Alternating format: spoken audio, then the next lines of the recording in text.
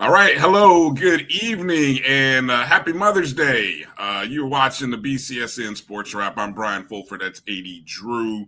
Hello, good evening. Thanks for watching the show. And happy Mother's Day to any of the moms who are out there watching us. And Drew, how you doing? How you feeling today? Man, I am feeling great. Happy Mother's Day to all the mothers out there, especially the mothers in my family. And a new one. You got a new one in the Yeah, family, right? especially the new one, her first Mother's Day. So just grateful because like Tupac said, without these mamas, we would not be here.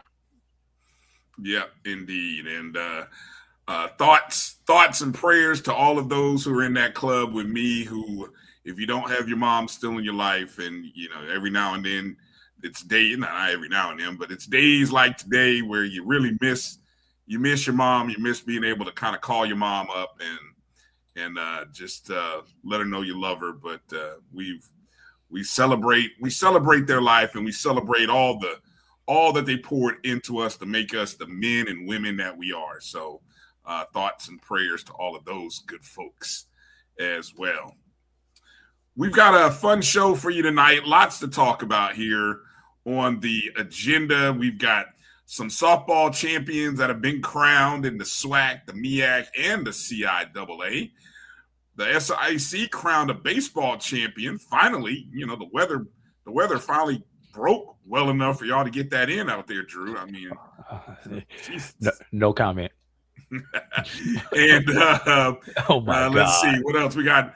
We got the baseball is in two different arcs, because you got Division II baseball tournaments in the NCAA level about to start, but at the Division I level, they're still playing or coming up on the last regular season weekend, which is next weekend. They're finishing up, and so we'll kind of see what it looks like in the SWAC and the MEAC, and we got some more NCAA news. There's always NCAA news, it seems like these days, as we finally know what the NCAA tournament will look like, and just maybe a few other things that we might get into. Graduation season as well, Drew. So congrats to all the new graduates, the HBCU grads that are alums now. Especially those who endured Norfolk State's graduation. Was that the only one that was outside in the rain, like they dealt with weather?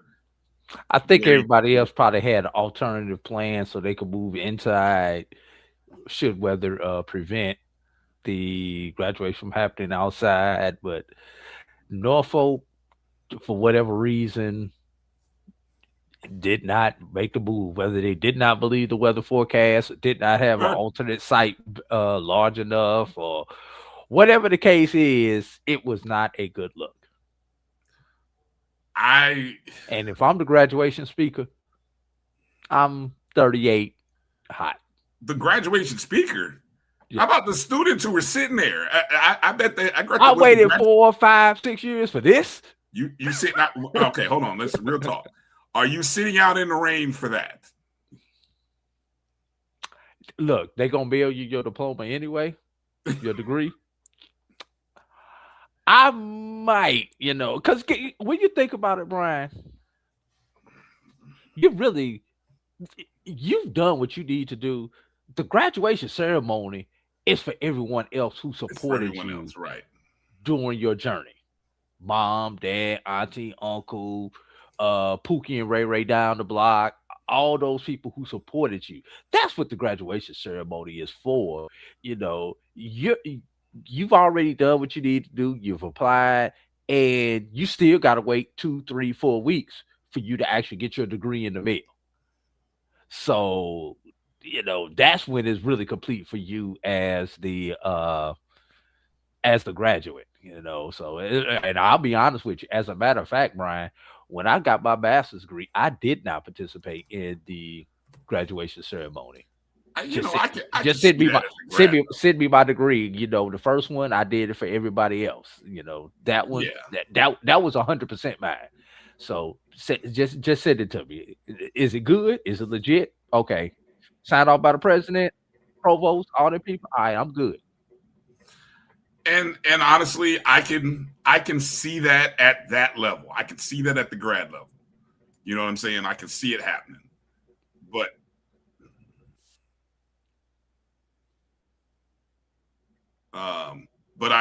man, I just that's tough though, man. That's tough. And speaking of graduations, Brian, Yeah. we've had all this controversy about graduation speakers uh, with a couple of institutions. So, Do tell. What are you referring to, Drew? we're gonna talk about South Carolina State. Well, yes, okay, that's one. South Carolina That's one. State. What was that? The lieutenant governor who was invited to speak. Governor or lieutenant governor, one of the Yeah, two. and but she ended up not doing it, if I'm not mistaken. Right? She passed. Based on the pressure that the students put on. Well, wasn't it more so the president? Who was it? The president. The president came out and they kind of smoothed that over. That's Yeah, I don't know. but and a lot of that had to do with the board of trustees making their influence on who the speaker is and everything else. Yeah, Morehouse School of Medicine had its own controversy. Who did Morehouse? You said who? School of Medicine, the School of Medicine, not. Oh, did they really? Yes. So Howard University. Yes. I was just reading. I saw the article there on HBCU game day. The mayor of DC, Bear Bowser, was booed. Bear Bowser, yes. Black woman, booed. Yeah, Miriam Bowser. And what's the line, Brian? What's the line from choosing a speaker versus the ideals of the university versus the wishes of the students and everything else? Where is that line? It's just like when you figure out who's in the homecoming concert, Brian. Where is that line, Brian? Well, I do think the speaker should be someone that can uplift and be someone that speaks to the students who are graduating. It should hopefully be void of politics. Good luck. I mean, it should be. It should be. It should. I don't know if it should be a controversial figure or let me say someone who is in the midst of controversial things. Does that make sense? I mean, maybe they were a controversial in the past, but maybe they're not now. Don't give away any large gifts unless it's been vetted. Fam, you. See, you didn't have to do all that, Drew. You could just left it alone. But Oh, wait a minute. Why we got Howard on here? I wonder if Howard ever gave back that gift from Sean P. Diddy Combs. What gift? What money? What money? We're not talking about that. That money's been spent and appropriated. But those things, Yeah. we appreciate Mr. Combs at the time doing what he did, but just didn't appreciate what he was doing to people when he did. Oh, see, stop. But Yeah, I can't get why Norfolk State with the technology that we have to AccuWeather, radars, predictive models. How do you allow? And I don't know if the whole did the whole ceremony rain? Did no? I mean, how do you allow that to happen? I just, man, that's such a bad look. And people said, well, they don't have an alternative site. You couldn't transfer all those people into the basketball arena because the basketball arena only holds so many. If there's a lightning storm or tornado, where do you put all those people? Look, you'd have been under the bleachers. Everybody would have been under the bleachers. I mean, you have to have a emergency plan, emergency evacuation plan. That is standard when you have any type of gathering. As somebody who deals with events on a consistent basis, I have to have an emergency plan. Yeah. Tornado, whatever. As far as we know, and I got two words for Norfolk: Scope Arena. Well, you don't know what other events. Scope is not like it's an arena that just sits vacant. I mean, there are other events that are going on. You know when graduation is, you plan it out a year in advance. I got you.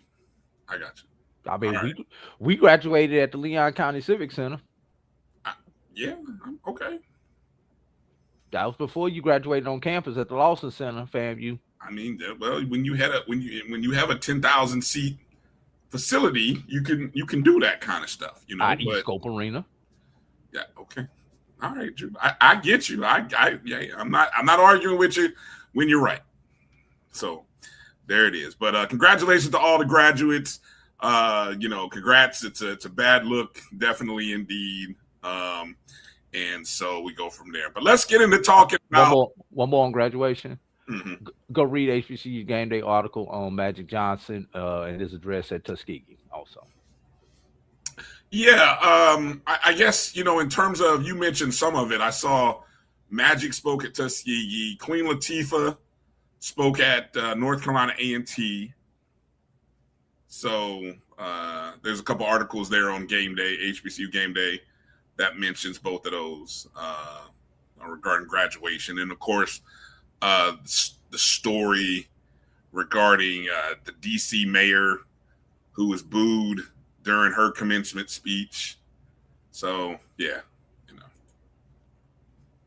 kind of is what it is at that point. But hey, let's get into talking again. As we mentioned at the start of the show, we got some softball champions to be crowned, and let's see. So you had championships being crowned in the SWAC, MEAC, and the CIAA. Now, look, I will admit that part of my fascination with the CIAA is just really finding out information. Like, CIAA has abandoned certain social media platforms. Like, they are not existent anymore on X or Twitter.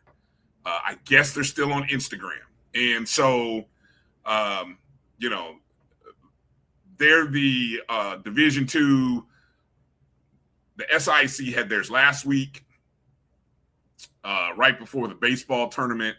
The HBCU did all theirs. That's NAIA level. But the CIAA was in the hands of, I don't even know. Let me see where they had it. In Orangeburg, South Carolina. So I guess that's home to Claflin, yeah. And it just so happened that Claflin was the top seed in the tournament, the CIAA tournament. And it was double elimination. And the 3-time champs were Bowie State.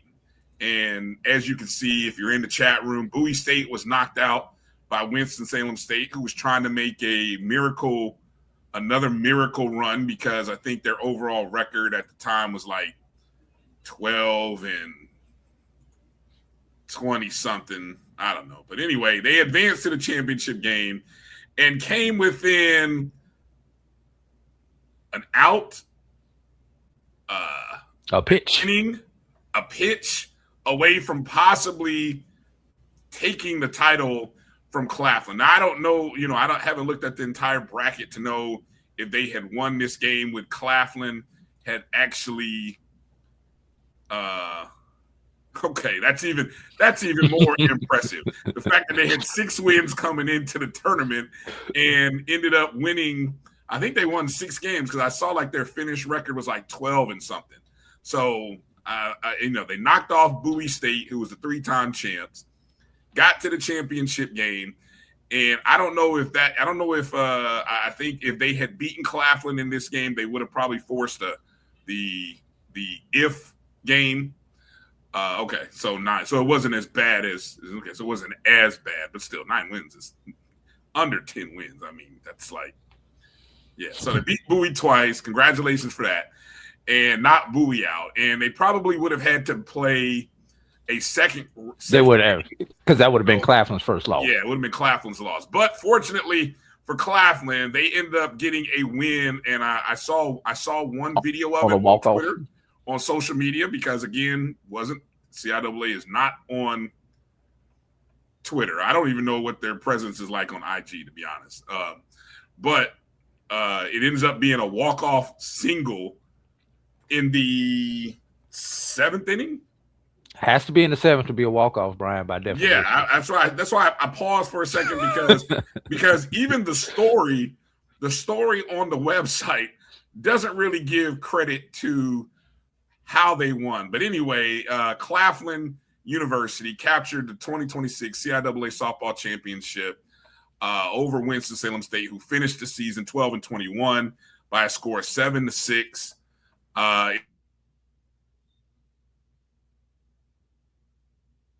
For the Panthers, and they earned the auto bid into the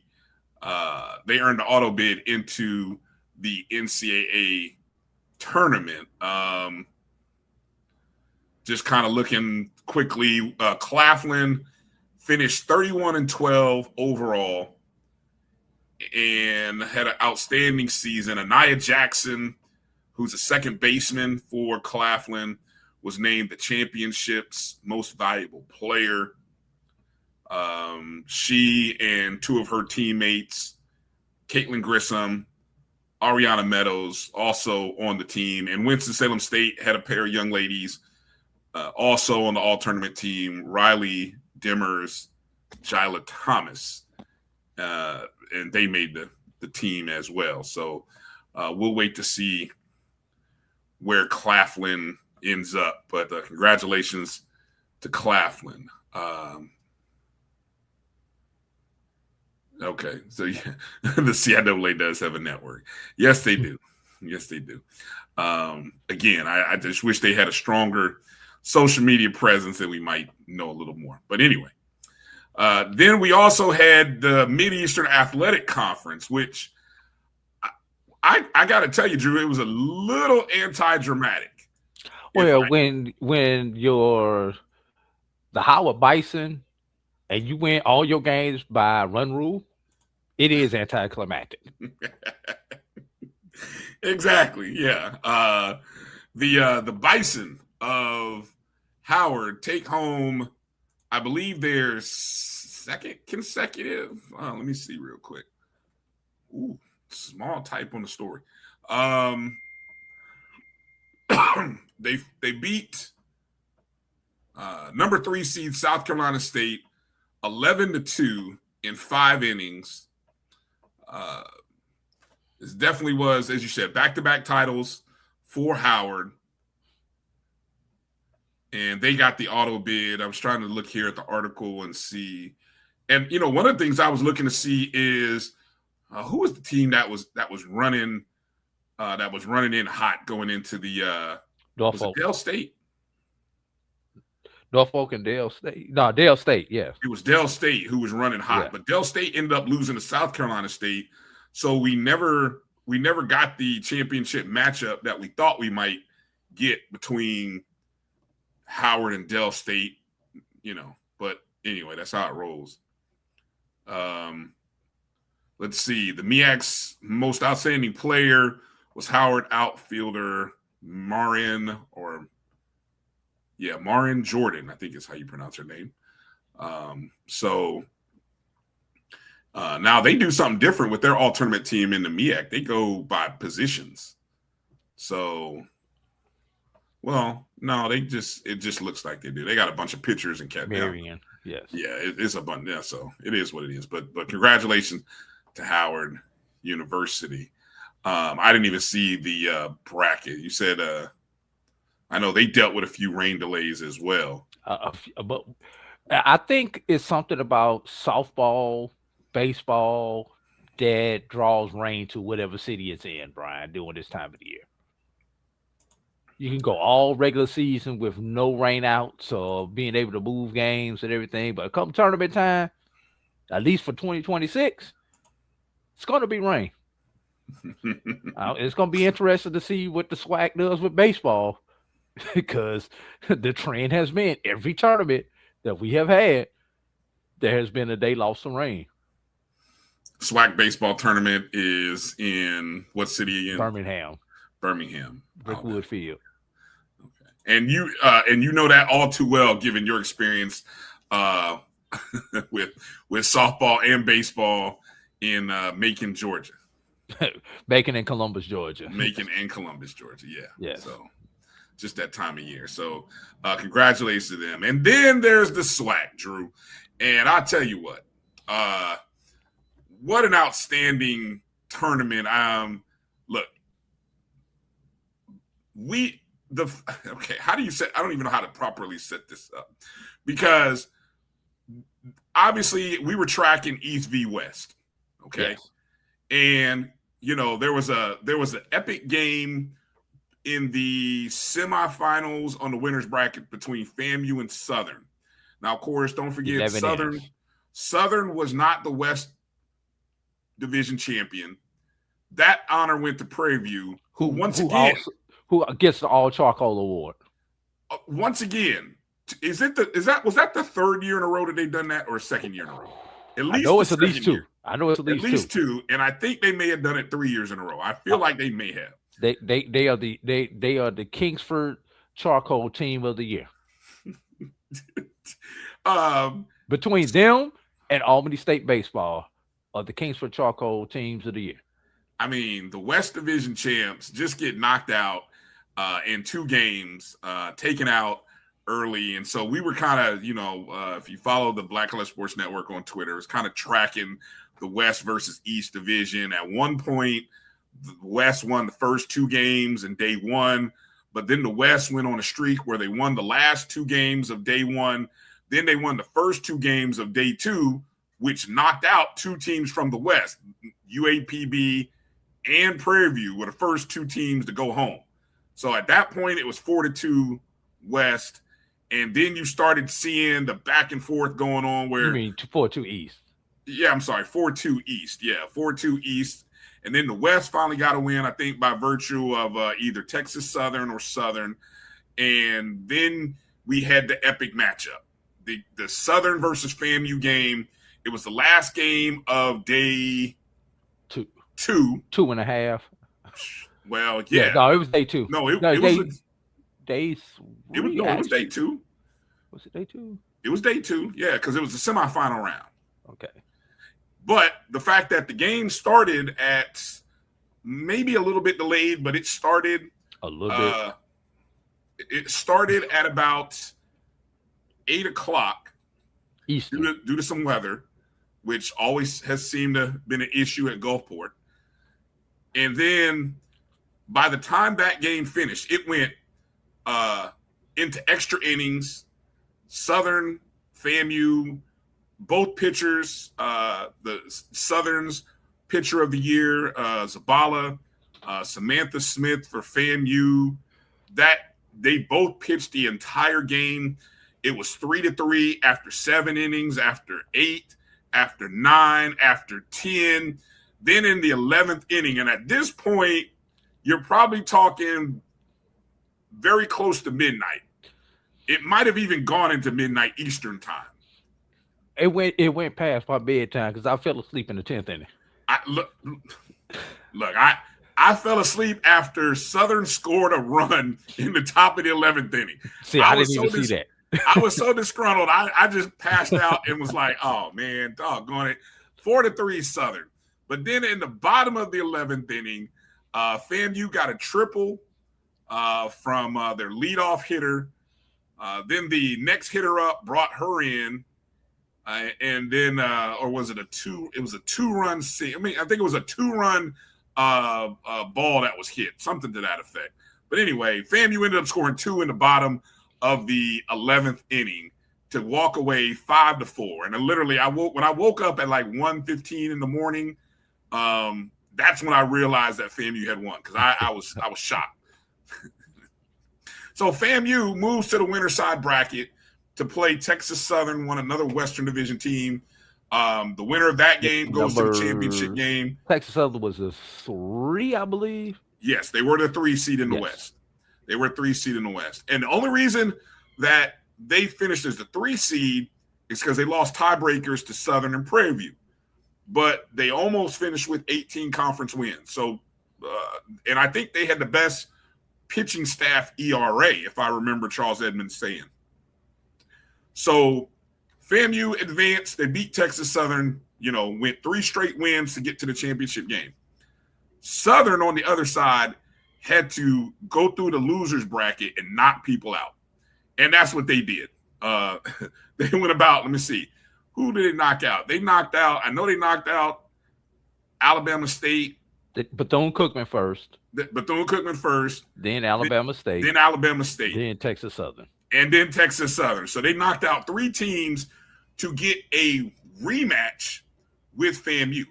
And all the while, I got to give it up, Drew. The young lady, Zabala, pitcher of the year, I don't know how many games she did not pitch, but I think she probably pitched 95% of the innings for Southern in the tournament. I mean, the young lady just never came off the mound, off the bump. Outstanding job. Circle, Brian, is the term in softball. But I mean, dude, it's not a mound. It's not a bump. It's the circle. The circle, the rubber. Okay. The circle. It's the circle. That's softball lingo. That's softball lingo. Okay. Thank you for correcting me. All right. Yes. In the circle. But they do stand on the rubber though, right? Yes. All right. So, but the circle, I get it. Okay. I got to remember that next time I do play-by-play for softball, in the circle. All right. Anyway. Yeah. So it sets up the rematch. Now, the rematch was taking place on what night was it? Friday night. Already dealing with weather issues in Gulfport, right? That game was a mess in terms of should have never started, honestly. Should have probably never started, but they did start it because I think there was 2 delays in the middle of that game. I think after the first or the second inning, and then again in like the 4th inning. Yep. May have been the second delay. Yeah. So Southern jumped all over it, took advantage of FAMU errors. FAMU was just spraying the ball all over the field. Couldn't feel. I don't know if it was the weather or the just whatever. But I mean, very, very defensively. It was probably the worst. 5 errors, Brian. That's all you got to say is 5 errors. Worst game that. I mean, I knew it was bad, Drew, when I saw the third baseman come in on a bunt, and she literally threw the ball. I mean, over the first baseman's head. Who the first baseman is tall for FAMU. But threw it well over her head into right field, basically against the right field foul fence. And I was just like, damn. And that was 4-0 Southern at that point. Yeah. And I'm just thinking, all of Southern going to work out. The first 4 or 5 Southern runs came off of those FAMU errors. I believe maybe in the first 6. I think they only scored 2 runs legitimate off of base hits and manufacturing runs. Every other run Southern scored was off of a FAMU error. Matter of fact, Brian, 7 of the 8 runs were due to FAMU errors, as Zoriana Hughes only gave up 1 earned run. Yes, exactly. So the final score ended up being 8-0 Southern.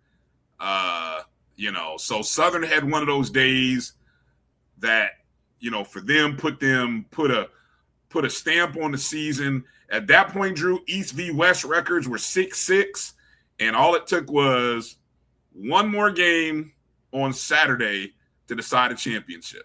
Brian, game time for this particular game, the game started at 2:30. The actual playing time was 3 hours and 25 minutes. But here we go. Notes. Play suspended at 3:30 in the middle of the second. Resumed at 6:38 p.m. That was delay number one. A 1 hour 41-minute rain delay stopped at 7:27 in the top of the third. So to say and not making excuses to say the weather probably played a bit into that game with the wet balls and the wet turf and everything else. When you went by run rule, you score 8 runs and 7 of them are unearned due to 5 throwing errors. Yeah, I think possibly the weather was a factor, and it was not a representation of either team for a championship game. No, and the challenging part is if anyone had looked at the weather, like you knew that the weather was supposed to be bad even on Saturday. So I get why they wanted to try to play that game on Friday. It's unfortunate that they kept stopping it when they did. I don't know if what the weather and the lightning, I've heard some people tell me the conspiracy theorists in them tells you, well, don't all those parks have the lightning alarms? Yeah, they have lightning meters, and because it's an NCAA event, the trainers there have a lightning service that they have to subscribe to for all outdoor sports. So if the lightning meter hasn't gone off, but which what is the lightning meter in most? It's usually within 5 miles. 8. Okay. 8. So but you also got the factor, Brian. There is the common sense factor when you're dealing with baseball and softball. Although there may not be lightning in the area, a steady downpour when the balls are wet, the bats are wet, there's a serious safety issue that you have to deal with because when you got a ball for women coming 65, 70 miles an hour, and if the pitcher cannot or the fielders cannot control that ball on a regular because the ball is wet or their hands are wet or a combination of both, there's a certain level of common sense safety that has to preside. But here's the thing, Brian. Once the game starts, the game is in the hands of the umpires. The decision makers in the conference have no control over when to stop that game, except to inform the umpires that there's light. Other than that, it's up to the men in blue or the women in blue. Yeah, and I don't know, man. I've heard from various people that coaches would have been maybe a little more demonstrative, or at least would have been saying, for example, if you start the inning, then shouldn't you play the bottom half of the inning? But weather doesn't like, and yes, it was wet for both teams, and I'm not using that as an excuse. My excuse is it was a poor game because of the weather. That weather, if FAMU wins that game due to the weather, I'm saying the same thing, except I'm saying it on the southern side, Brian. It's just that was not the best conditions for a championship game, Brian. You do not want weather like that to be the determining factor. That's all I'm saying. That's true. Either way. Okay. Either way. Okay. Well, it worked out. It worked itself out for Southern because Southern, Southern fans might have been upset about. I know FAMU fans might have been upset, but at the end of the day, they played it. It ended up working itself out for Southern. Southern got an 8-0 win in that contest, and it forced the winner take all game for the second straight year. There was going to be a winner take all game. Remember a year ago, FAMU forced a winner take all game against Jackson State, but Jackson State ended up winning that winner take all game. That game ended up being played on Sunday morning, if I'm not mistaken, because of the weather. And I'll tell you, that winner take all game was originally scheduled for noon Eastern, 11 Central, but the weather. Oh, you talking about this year? This year.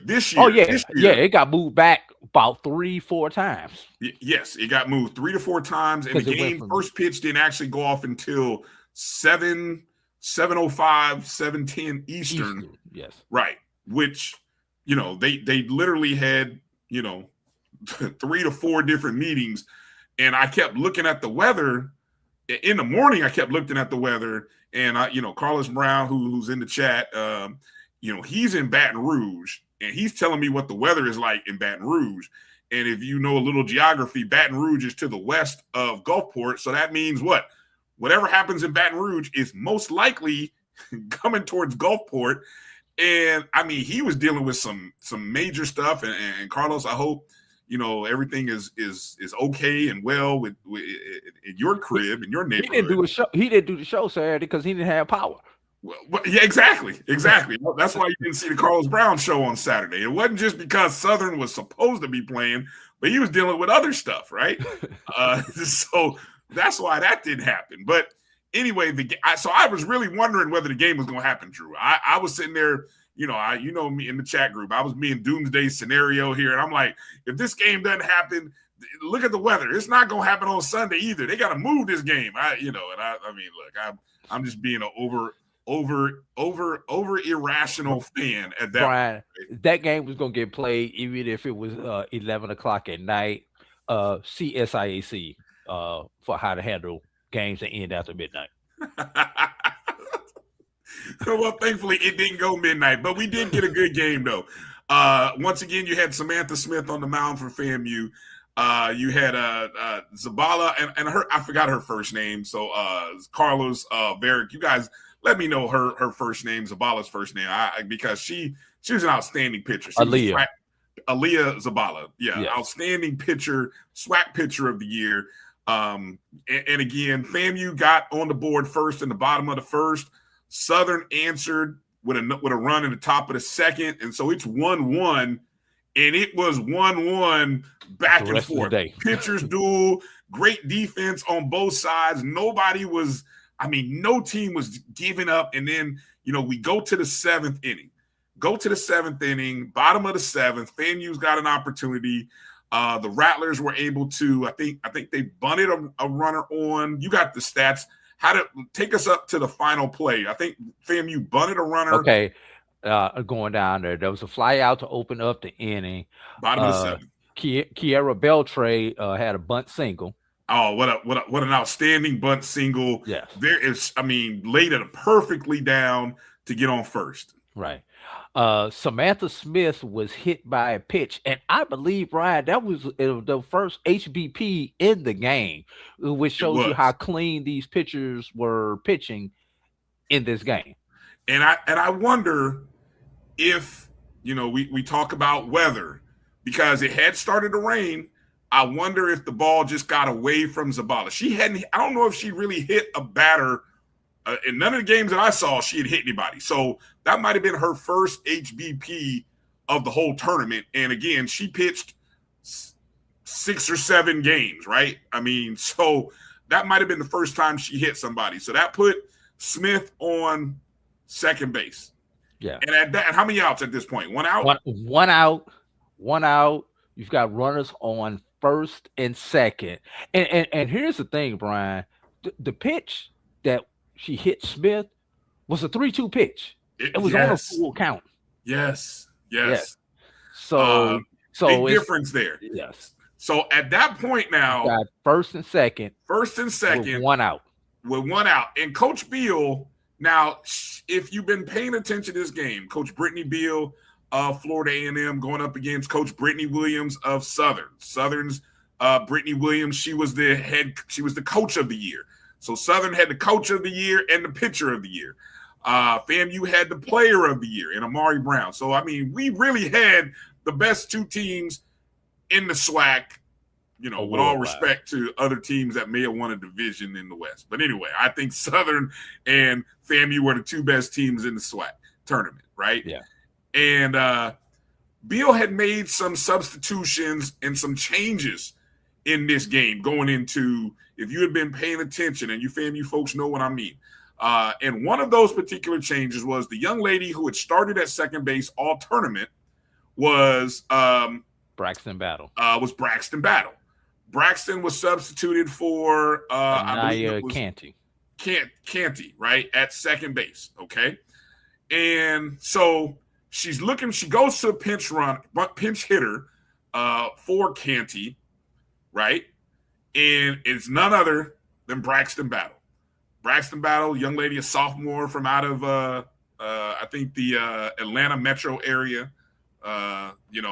So she goes up to the plate with two runners on. And I mean, I tell you, Drew, I'm just going to let our good friend Charles Edmond call it. As I got it. I'm going to let Charles Edmond call it here. 1-1 pitch. Popped up, shallow left. It's going to drop for a base hit. Running around third. She tries to score. The throw's too late. Florida A&M is your 2026 SWAC softball champions. Braxton Battle, a single in the shallow left field, scores Beltry. The Rattlers are your SWAC tournament champions. Oh, man, shout out to Charles Edmond, good friend, co-host on the Carlos Brown show every Saturday right here on the Black College Sports Network. Called every game of the tournament. Called every game of the tournament, and I'm telling you, man, what an outstanding job Charles did. Outstanding work, and what an outstanding performance, man. I just can't put it into words for a young lady who had been starting to all of a sudden be thrust into the role of having to pinch hit with that kind of pressure, and she comes through. Outstanding. Yeah. Outstanding work. Yes. Very good. And Bryan brought up some interesting strategy at that point, because you've got first and second with one out. So in theory, the double play is still in order if the ball is hit on the infield. And if anybody paid attention, and I mentioned this in our chat group, Bryan, FAMU had a serious problem bunting, not only in the games against Southern, but in the entire tournament, of laying down the bunt to advance the runners. So the book tells you in that instance, you bunt the runners over to second and third. That's what the book says, Bryan. Am I correct? I guess I haven't seen that book, but okay. Yeah, but that's the book tells you to bunt them over the second and third at that point, and you get that run on third, anything can happen. Wild pitch, illegal pitch, anything can happen at that point, and you score the run. Of course, by putting the ball in play with the bunt, you open up the opportunity to a throwing error, runner safe, anything at that point. So, but Coach Beal, right, maybe realizing FAMU was having the issues or trusting in this young lady, decided to swing away. And the result was what we just saw, Bryan, a 2-1 victory for the Rattlers.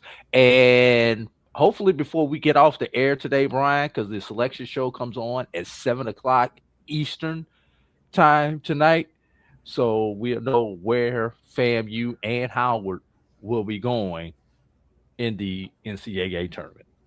Well, we do have a JBN member. Gail is at the FAMU watch party. Shout out to Gail. Thank you for being a JBN subscriber.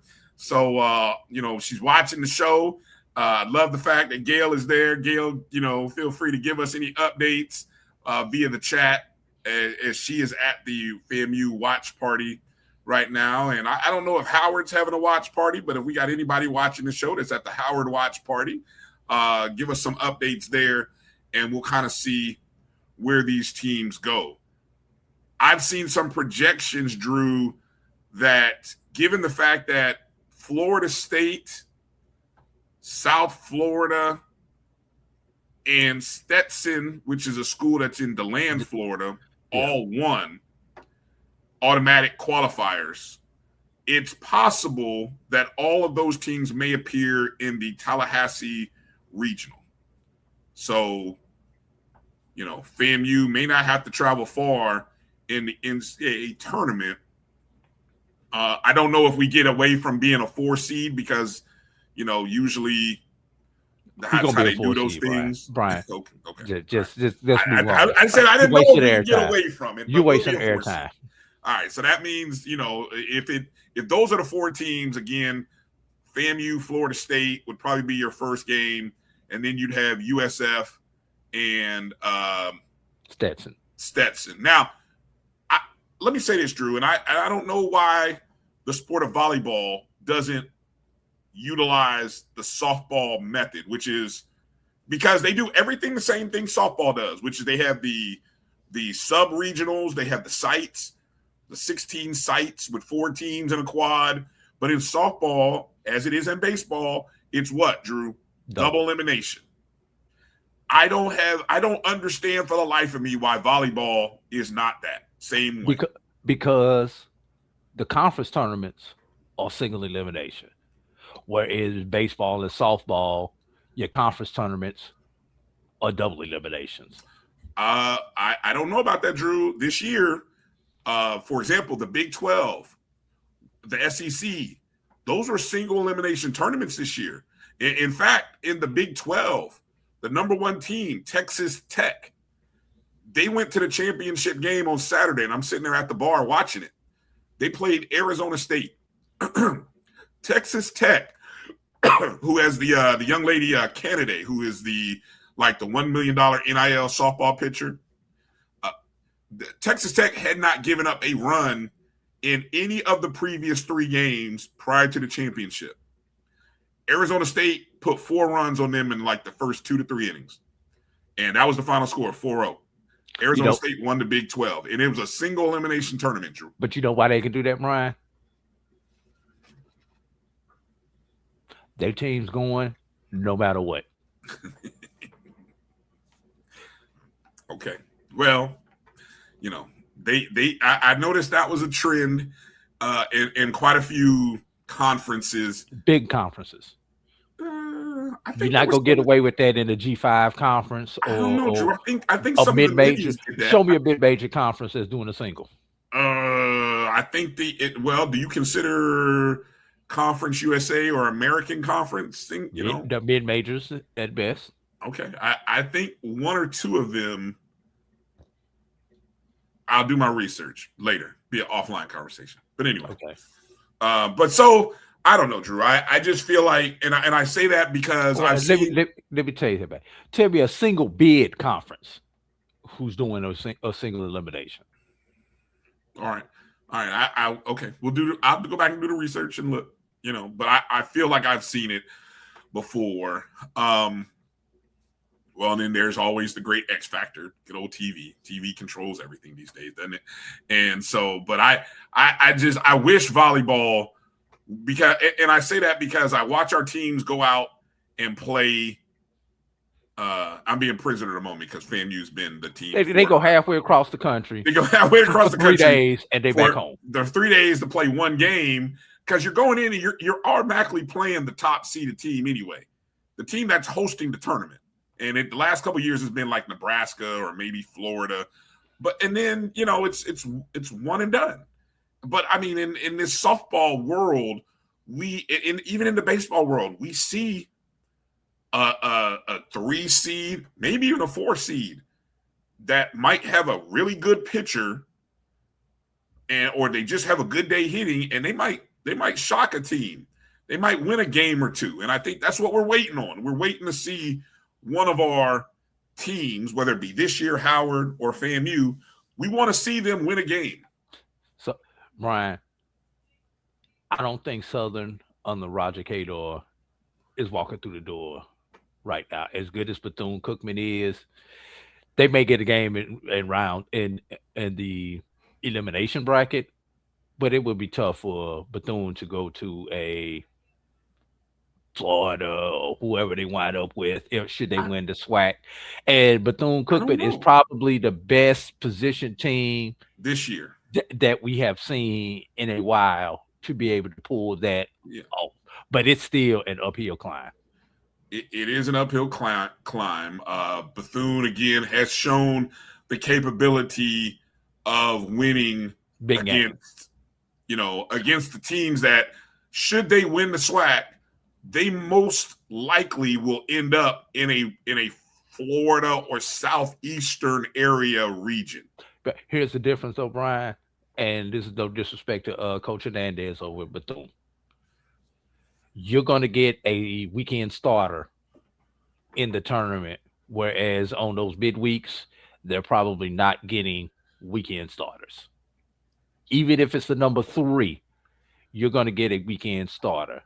Even if they may get the Sunday starter, but not a weekday starter. And there's a difference on all levels. A midweek starter versus a Friday, Saturday, or Sunday starter. But the question becomes, if you end up playing a team's best pitcher, now softball and baseball, 2 different things, because in baseball, you're probably only going to see that ace once. And you can conceivably, I hate to say it this way, not play your best guy in the first game and save him for the first game out of the elimination bracket and win that game and give yourself, then of course, then at that point you got to win 2 games to get back to the top seeded team. Right. So anything's possible. Yeah. In theory, at that point. In theory, both of you guys should be starting your number 3 starter, your Sunday starter. Correct. Save your Friday starter for game 2. Right. And should you win that, then you come back with your Saturday starter. Yeah. So congratulations again to all of the softball champions over the past weekend. Claflin, Howard, Florida A&M, with the top teams won it. It's very rare that we get to say that the top teams going into the tournament walked out of the tournament as the winners. And we'll see how that works out when we get to baseball. Right. But speaking of baseball, Brian. Yeah. Speaking of baseball, SIAC championship. Yes. SIC championship, which took place in Macon, Georgia, midweek final. What was the last day? As you guys dealt with some weather delays over the course of that tournament, correct? And took a whole, if I'm not mistaken, did it take a whole day? One of the days got knocked out entirely, didn't it? Almost knocked out. Well, there was day 2 took 2 days. I thought there was one day. I thought there was one day where only one game was played. Right, because that was the finish of day 2. Oh wow! Yeah, because they played. It was supposed to be 4 games. The first 3 days, got the 4 games in day 1.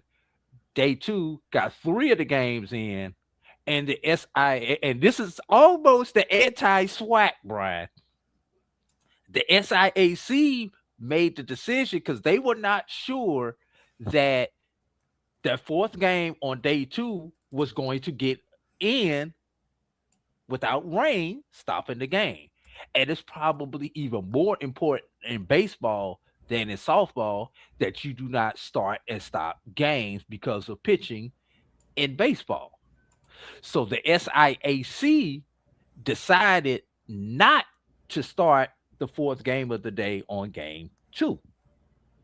Well, Brian, the weather didn't come in until after midnight that day. This was about 7 o'clock-ish or so when the decision was made. So the game could have gotten that game in. And then now the other day would have been washed probably anyway. So they finished day 2 on the 3rd day with the single game starting at 7 o'clock. and then the remainder of the term was pushed back a day, which pushed the championship, the semifinal and the championship game back to Monday. Part of the reason I was not on SportsWrap last week because I was there. I was on the air. I was producing while you guys were on the air. So Morehouse lost to Spring Hill by a score of 6-4 in the semifinal game, which was the elimination bracket championship game. Very competitive game for Morehouse and for Spring Hill. Spring Hill jumped up 4-0 early. Morehouse cut it to 4-1.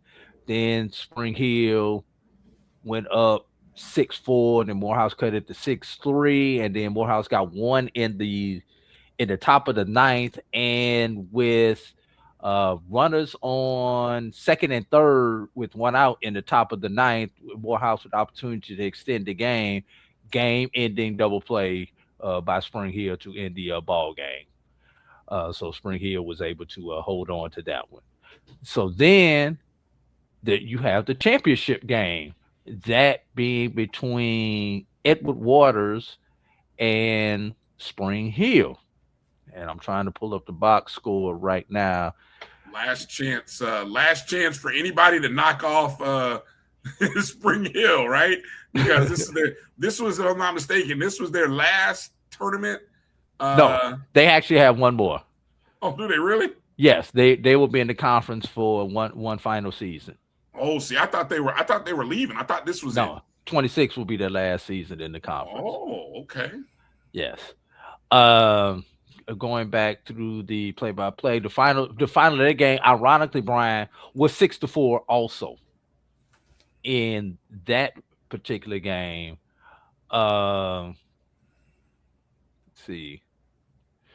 Edward Waters jumped up 1-0 in the bottom of the first. Edward Waters was the home team. Spring Hill would tie it up in the third at 1. Spring Hill would go up and get two in the fifth on a John Webb single and a Gavin Moran RBI single to put them up 3-1. Bobby Torres would score a run in the bottom of the sixth for Edward Waters to make it 3-2. Edward Waters would go on to score 2 more runs in that to bring the score to 5-3 after 6. Edward Waters will put up an insurance run in the 7th inning when Bobby Torres got another single to center field, driving in Angelo Perito to make it 6-3. Spring Hill would get one in the 9th inning to bring the score to 6-4. And then Edward Waters would get a fly out to end the game, making the final score Edward Waters 6, Spring Hill 4. And I told Coach Johnson before the game, not that I'm rooting, but I am rooting, and I need y'all to win because I need to go home and I need to see my bed tonight. I told President Dr. A. Zachary Faison when I saw him, I need y'all to go ahead and win this thing tonight, man. I need to get back home. I've been on the road for 10 days. Well, the amazing thing about Edward Waters is winning that. Of course, they went 4-0 in the tournament. 4 up, 4 down. Currently on an 11-game winning streak. They were a 7-game win streak going into the tournament, 4 straight. To win their second SIAC baseball tournament championship, second in the last 3 years. As Emmett Jones said, Edward Waters coming into the SIAC and winning championships. Exactly, indeed. So congratulations to Edward Waters. I was trying to see, let's see. Daniel Donaldson Fountain was named the SIC Player of the Year and earned first team all SIAC recognition as a outfielder. So let me see. Was that the all tournament team? No, the MVP was Andres Caracciolo. Go to Black College Nines, Brian, to get the full list of the tournament all tournament team. Yeah. Now I'm curious. I don't know if you're a voter on. You're probably a voter on the Black College Nines. Yes. Who'd you vote for? I'm just curious. We'll trade off in comparison here between Talladega and Edward Waters. I think it's Talladega. Talladega, who won the HBCU AC versus Edward Waters in the small division of the Black College Nines poll. Who was your number one team, Drew? Edward Waters. Mine too. Yeah, and no shade to Talladega, but Edward Waters, especially beating a regionally ranked Spring Hill, that's what got my vote more than anything else. They beat where they did not face Albany State, so that would have been another one. But them beating a regionally ranked Spring Hill is why I gave them the edge over Talladega. They do have one more victory than Talladega, and I'm gonna be honest with you. I think although it's kind of tough to compare, I think the SIAC may be a little bit of a tougher conference than the HBCU AC. So we must have been the only two votes because I think Talladega ended up being number one. Yes, it did. In the and Edward Waters finished number two, but we might have been the only two that voted for Edward Waters as number one. Yes, yeah. And I think the week before, I think I had Talladega won, but like you, I kind of valued the path and the opponents a little bit more in the SIAC than I did. The HBCU. And all tournament team for the SIAC tournament from Morehouse, Vernon Clay, RJ Robinson, who I think hit one of his home runs just landed that he hit in the tournament there, Brian, about 5 minutes ago. For Spring Hill, Ray Ochoa, John Webb, Jalen Jones, Gavin Moran, and from Edward Waters, Ty Bitsu, Bobby Torres, Jordan Smith, Luis Nunez, and Andres Caracciolo. And Caracciolo was named the MVP of the tournament. Nice. All right. Drew, can we take a break? Because it's a good run of softball and baseball catch up. And I think by the time we come back from the break, we might know some softball pairings for Howard and FAMU. Don't give them if you got them. One last thing before we go to break, Brian. NAIA opening round softball and baseball tournament. Softball. Don't give them out. If you got announcements, let's wait it for after the break. No, these are old, Brian. Let's still wait. Let's give it all after the break. Okay, we'll hold. Let's do all the NCAA announcements after the break. And NAIA. And NAIA. So we'll start in the NAIA because those are the ones that came out first, correct? Yeah, those came out earlier this week. Those came out Thursday. All right. So coming up after the break, we'll do NAIA tournament. We'll do that's softball and baseball. We'll do some D2 information. Hopefully that's out. No, that won't come out until either 10 or 11 o'clock tonight. Okay, well, then that means we'll hopefully get the softball announcements coming up here very shortly. So we'll release all that. And then we'll also talk about a quick recap of what has happened in SWAC baseball.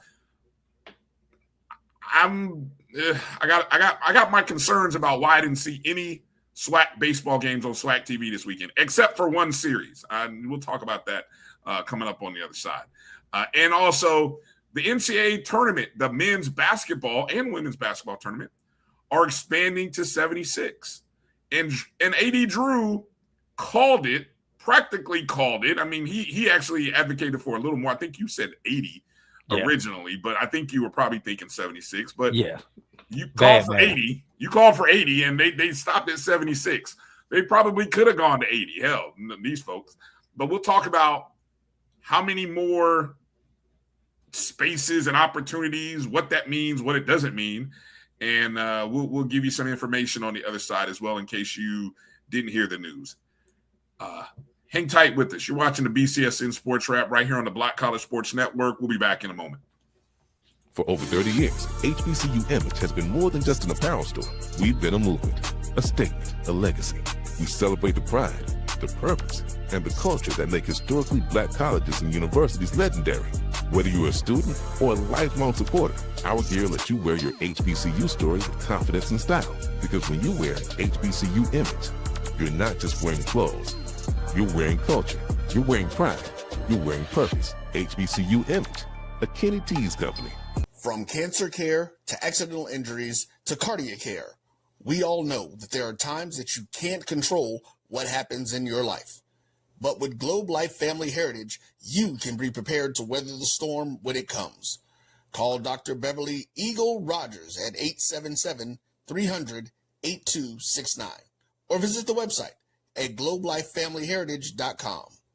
With over 25 years of serving communities, Dr. Beverly Eagles Rogers is here to help you and your family through difficult times.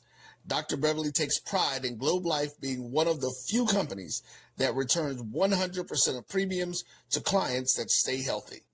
So for more information, call Dr. Beverly Eagle Rogers at 877-300-8269 or visit the website at globelifefamilyheritage.com.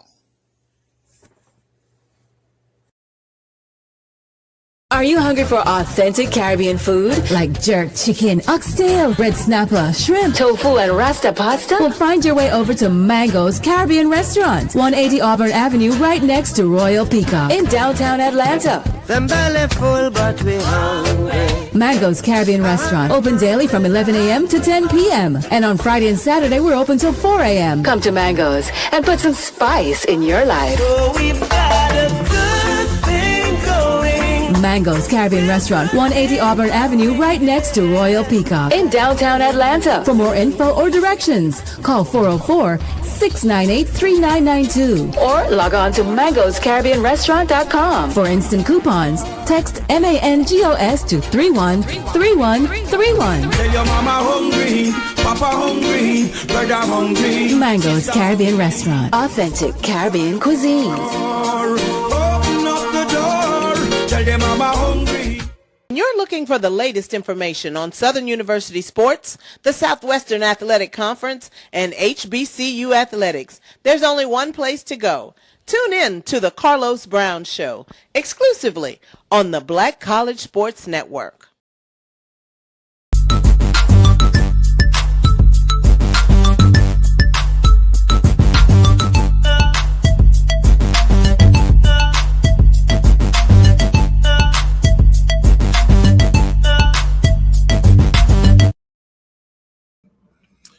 Welcome back to the BCSN SportsWrap, the longest running HBCU sports themed talk show on the internet.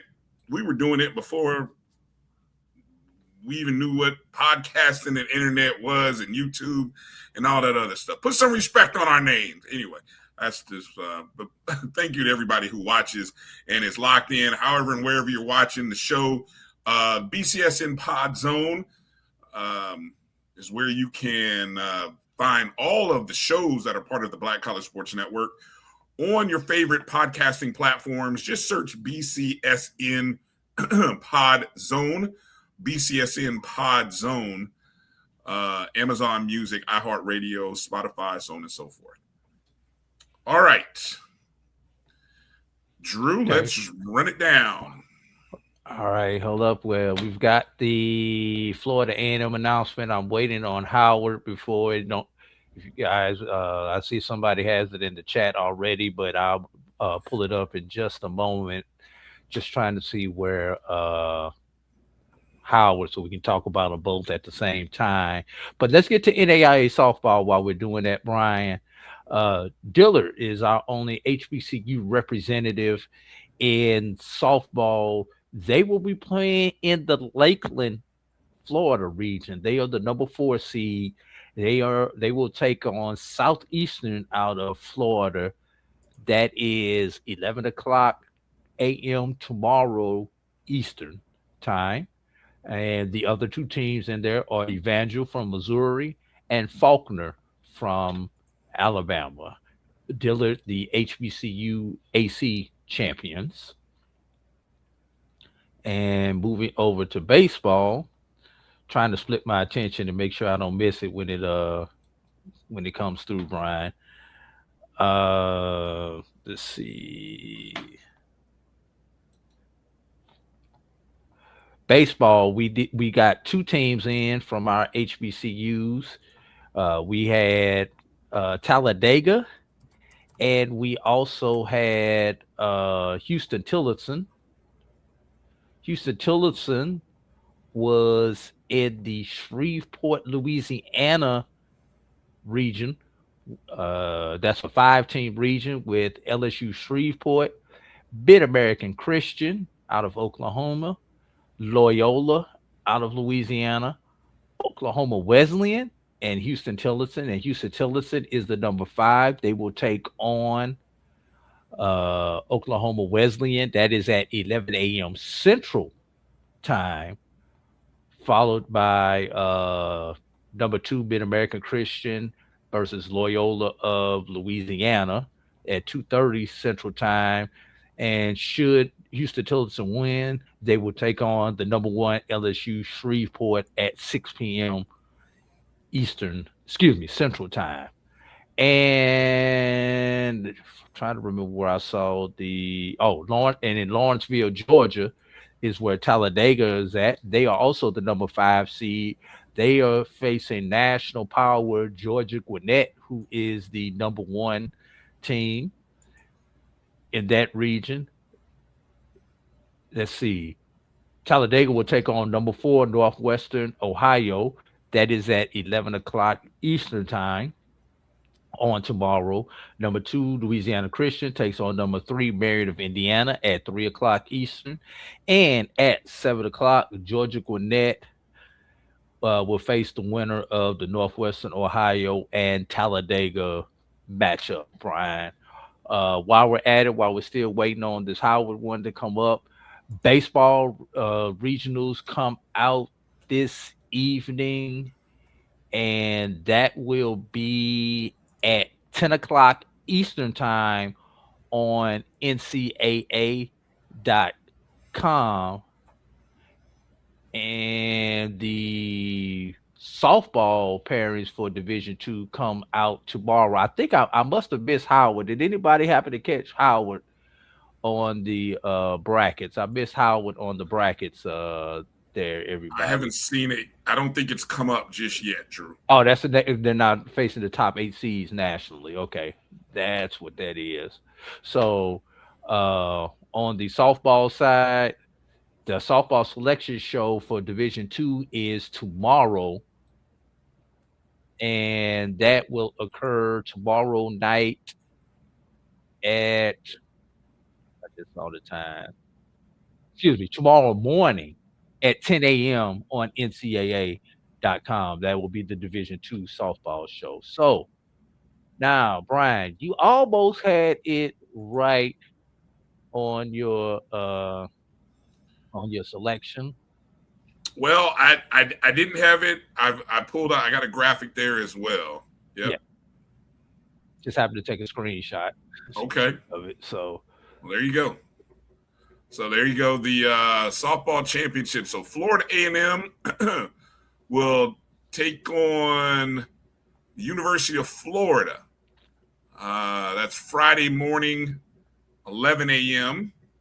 And I believe that's this Friday. Yes, that is Friday. Okay. And then the other side of that Gainesville regional is Texas State, who is a 7 seed.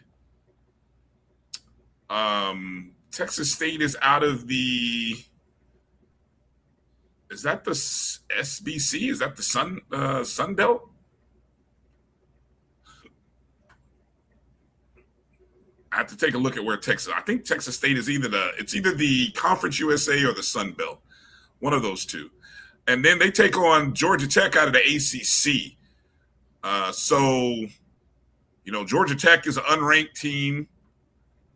I got to go back and look. I feel like FAMU may have played one of those opponents. Just kind of bump on the FAMU schedule from earlier in the year.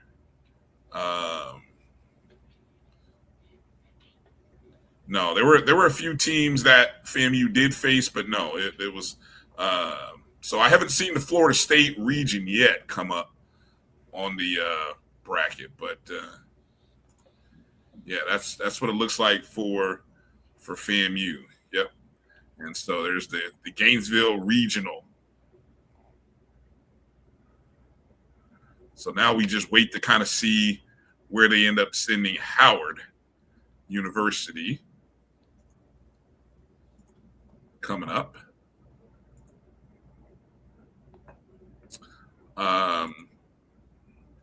Could be an interesting opportunity if FAMU versus if the top seeds prevail. FAMU versus either a Texas State or a Georgia Tech. Now, should be noted that even though Florida is a ranked, Florida did not win the SEC. So, that I think Texas won the SEC. Texas won the SEC because Alabama, they played Alabama in the championship game. So kind of looking and seeing if they've released the full bracket yet. Still haven't seen Howard yet.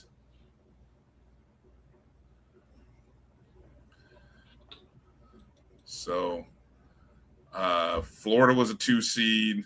I think that's how they're doing them now. They're going through the 1 seeds, the 2 seeds, because who all hosts? It's the 1, 2, 3, and 4 seeds, correct?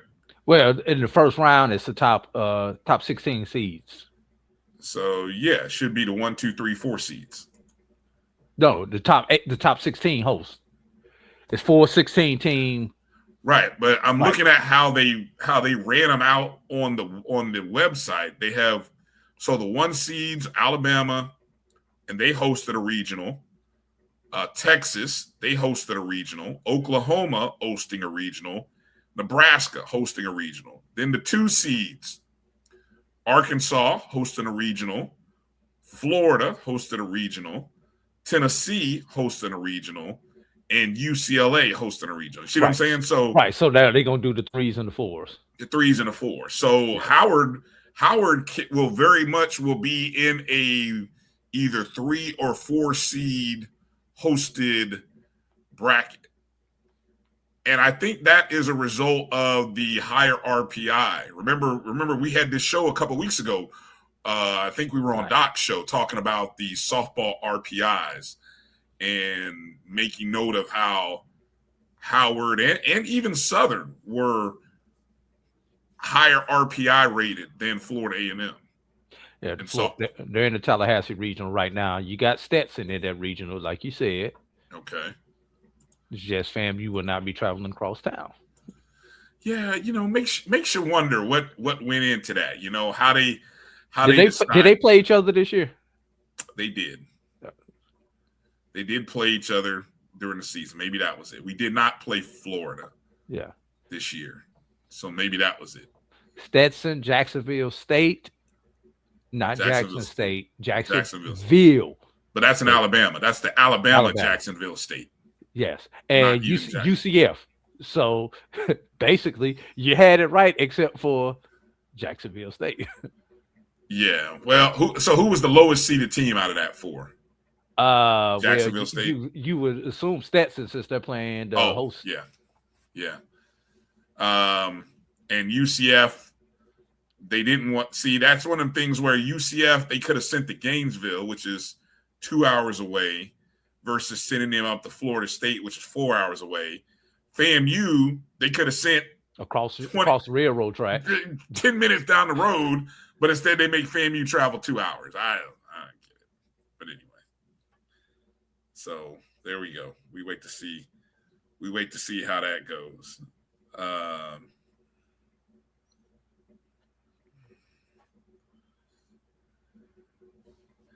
All right. Let's go through some baseball, SWAC baseball stuff here while we have a second, Drew. While we wait on that last. And I'll interrupt you when it pops up. So continue on.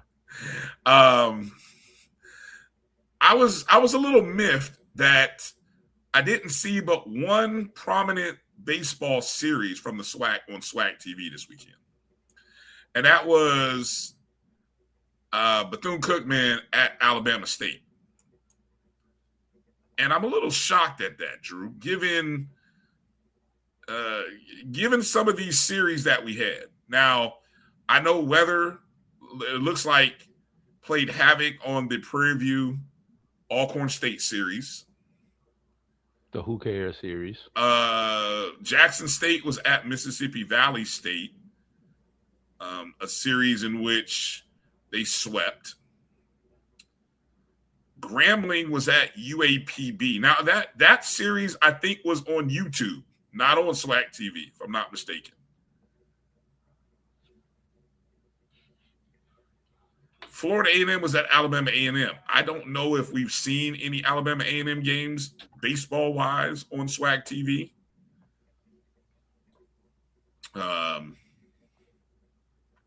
And then, let me see. Like I said, Texas Southern at Southern probably was dealing with the weather issues going on in Baton Rouge.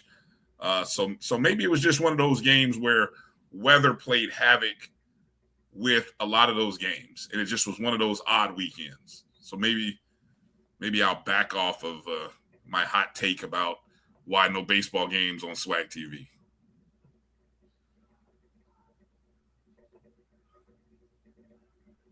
What does this say? I follow all SWAC schools on Hulu, and I keep getting Jacksonville State bowling.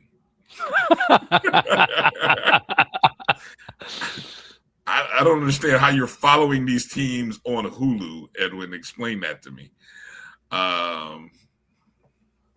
Anyway. Yeah. I don't know what to make of. With all the rain delays, I don't even feel comfortable coming on here talking about what standings look like, Drew, because I got a feeling standings are going to be all over the place. Well, you may not want to talk about standings, but let's talk about an interesting series that's coming up over the weekend, Brian. So Varick says Texas Southern was canceled. Doesn't the SWAC have a what's the rule? What's the percentage? It's 24 rule? minimum. Okay, I think it's 24. So everybody is fine as far as their minimum. Oh wow. Okay, so so Southern has their own broadcast behind a paywall. Yeah, I need to move away from that. But anyway, okay.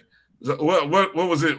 So let's go into this. So the interesting series going into this weekend, Drew. What do we got? How about Jackson State UAPB? You think that's the hot series this weekend? Well, it's for. Why are you calling me? Am I calling you? Yeah. Oh, my bad. I'm like, why are you calling me? I'm on the show with you. Because we just found out where Howard is going. That's probably why I'm calling you. Oh, okay. And I was trying to pull the camera out on my phone, and I hit the phone button. But I'm gonna hold this take. I'm waiting on this last team to appear so I can take this picture on my phone. Hold on, I'm gonna see if they got it on. I'm on the NCAA softball. There we go. Twitter feed. Let's see if they've got it updated. Oh, Howard's convenient, huh? That's mighty convenient of where they put Howard. All right, I'm getting ready to load that in. Unless you got. Yeah, I got something here. I got something. I can show it. Howard University appears to be heading to Durham, North Carolina. And I'm assuming they'll play. That's it. They got Duke. Yeah, so they're playing a 3 seed. Duke is Duke. Yes. Interesting matchup on the other side. Arizona out of the the Big 12 now? Big 12 now. No, Big 12. Big 12 and then Marshall. So We'll see what they do out there against Duke. That's a noon Eastern game, followed up by Arizona and Marshall. Yeah. There you go. So Durham, North Carolina, the site for the Smith Family Stadium. It's this weekend.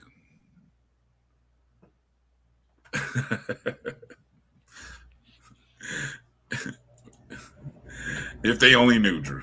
If they only knew. Oh, wow. Yeah. All right, getting back to what I was saying. Jackson State, UAPB is the battle for the who gets to stay out of the bracket against Bethune-Cookman. Both of them were 14. Both of them are tied at 14 and 13 coming in. They play heads up. So the winner of that series will finish in 7th place and get the privilege of avoiding the Bethune-Cookman bracket. Here's what's interesting about the Texas Southern series being canceled and Florida A&M. I know they've won at least 2 games over Alabama A&M. I don't know if the 3rd game is getting played or if they're doing a doubleheader today. But it's very possible that based on standings and some teams not playing, Florida A&M could end up moving from 6th up to 2nd.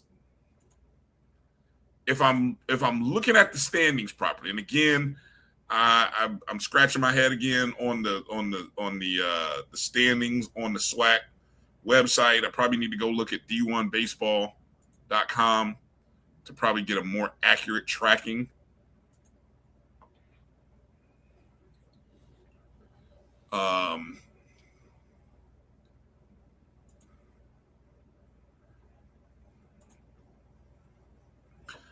But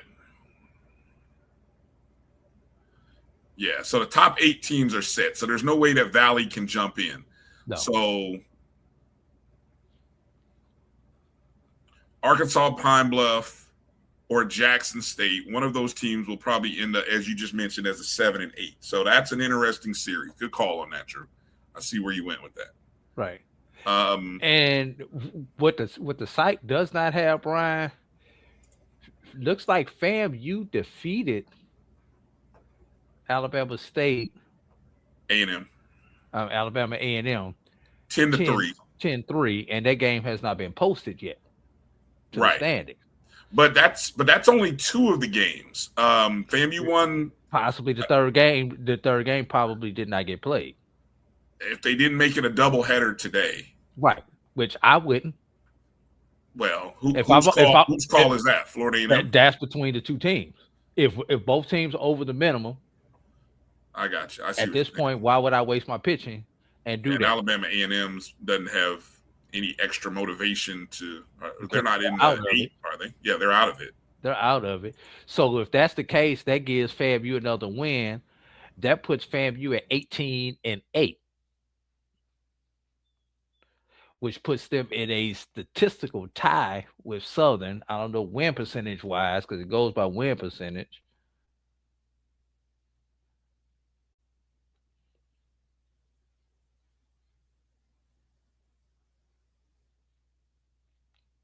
That will put them just slightly behind Southern. FAMU will be at a 692 with Southern at a 708. So FAMU would still be in 3rd place once that win is posted.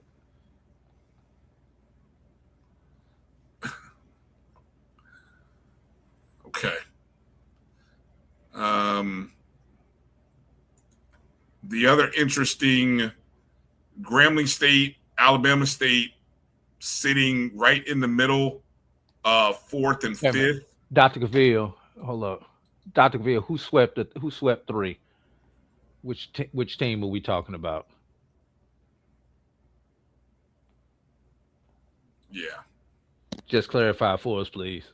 Yeah, the standings are all I don't know who's got the best updated standings. Is it ESPN or is it D1 baseball? Which site has the best doggone standings?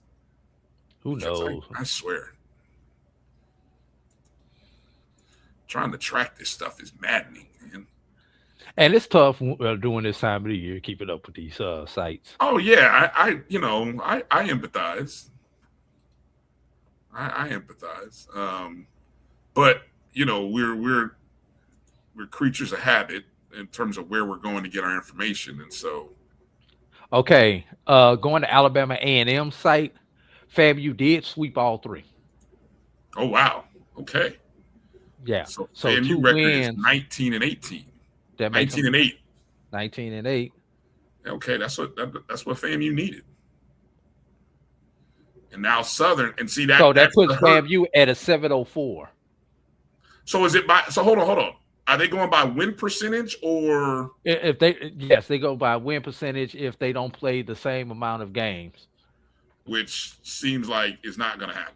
Right. So they are at a 704, so they're still in third place. Right, because Southern has a 708. Wow. Yes. Oh man, Jesus. And who does Southern have upcoming this weekend? Southern has. Oh, geez, Alabama A&M. Geez, man. Yeah. So you could pretty much count the sweep right there. At least the series to Southern. Yeah. So we'll say series to Southern. At worst, 19-8. Now 19-8. Let me throw this curveball at you. Grambling State traveling to Bethune. Now go figure out Grambling State. I think they won 2 out of 3 against UAPB.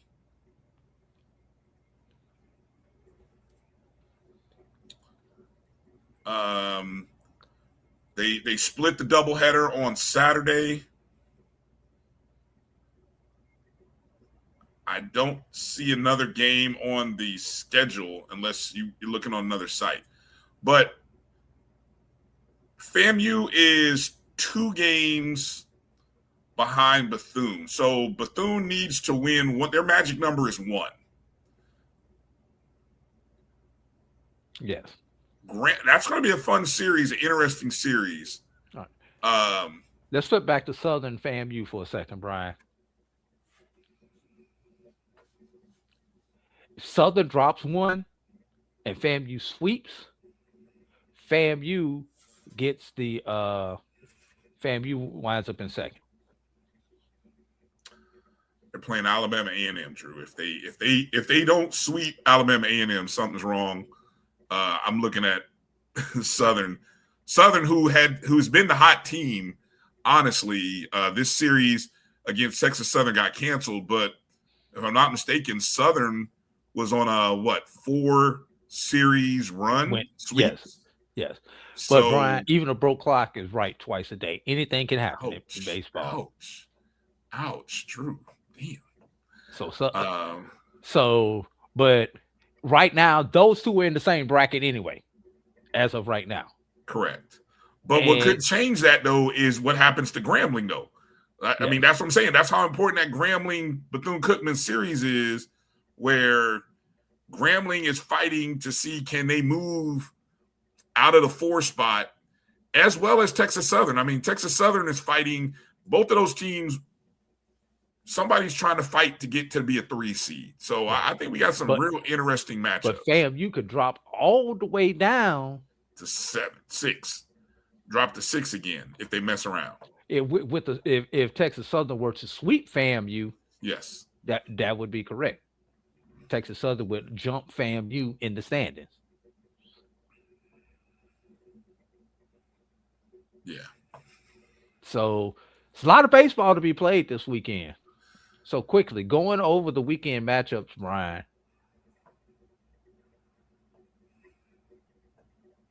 You've got Alabama State, Alcorn, chalk those up for Alabama State. Series to Alabama State. Mrs. Valley, Prairie View, both of them are out of it. Texas Southern travels to Florida A&M. Grambling travels to Bethune. Alabama A&M travels to Southern.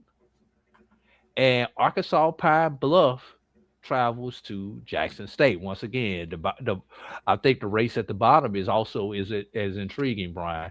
Now, here's the question. Dr. Cavill, I need you to have this answer for me Tuesday on your show, Dr. Cavill. Like you're not going to be there. But he still got to have the answer because he's got to do some investigative reporting. Oh, okay. There in Houston. Texas Southern travels to Tallahassee for this final series against Florida A&M. SWAC tournament begins Wednesday in Birmingham. School is out. Does Texas Southern return to Houston and then travel to Birmingham? Or does Texas Southern travel to Birmingham from Tallahassee? I would want to travel. I would not want to travel back to Houston. I would not either. I would want to travel from Tallahassee up to Birmingham. And the same thing for Grambling. Grambling goes to Daytona. Oh, they definitely don't want to go back. Does Grambling go from Daytona to Birmingham? Yeah. Just interesting on some of these teams. Well, let's throw this third one in there. UAPB goes to Jackson. Do you go back to Pine Bluff and then back down to Birmingham? Or do you just go over since you're 2 hours away, you're 2 hours away, 3 hours away once you're from Jackson to Birmingham? Interesting decisions from a budget and administrative standpoint with your teams on this final weekend. Great points. And does the conference cover any of those costs? Of course not. Okay. Of course not. That's you and Budgetina. Okay. Well said. Well said. All right. Good stuff, Drew. Good stuff. So looking forward to seeing how the baseball season winds up. Edwin, I'm not saying the distance from Pine Bluff to Jackson is that far away from each other, but Pine Bluff to Birmingham is what I'm thinking about there, Edwin. But see, I was thinking like Edwin. I mean, Jackson State and Arkansas Pine Bluff are not that far away. So it's like, why not just go back to Pine Bluff? But yeah. Okay. Southern's at home, very so that won't really affect Southern in this scenario that I'm talking about. Southern is at home, and then would travel to Birmingham. And my only question about cost was hotel, not travel, but would they cover any? Like if you pulled up a day early, like what's the minimum No. Oh, okay. I don't know. If I'm all these teams, I stay in the city where we're playing at Saturday because all the series end on Saturday. So I stay in that city Saturday. I stay in Tallahassee. I stay in Daytona. I stay in Jackson Saturday. Then I get up Sunday and travel to Birmingham and check in Sunday. Find some place to practice Monday and Tuesday.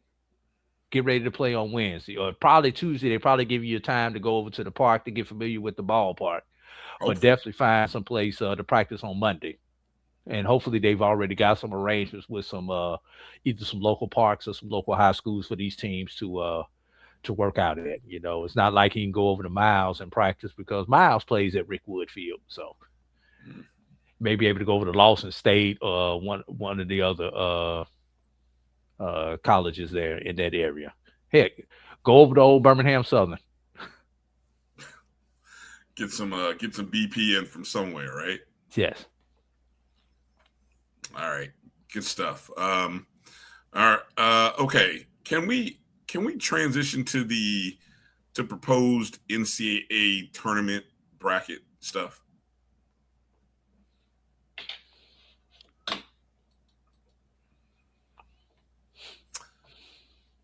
The expansion of the NCAA men's basketball tournament.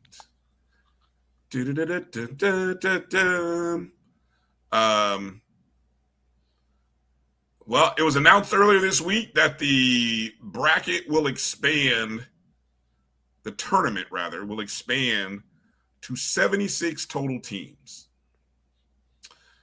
Currently, with a field of 68 total teams, that means the addition of 8 new teams are getting at-large selections. Now, that first sentence, listen to what that first sentence is saying. 8 additional teams are at-large selection. These are not the automatic qualifiers. So right there in the first bullet, Drew, they're telling you who are these 8 teams most likely going to be, Drew?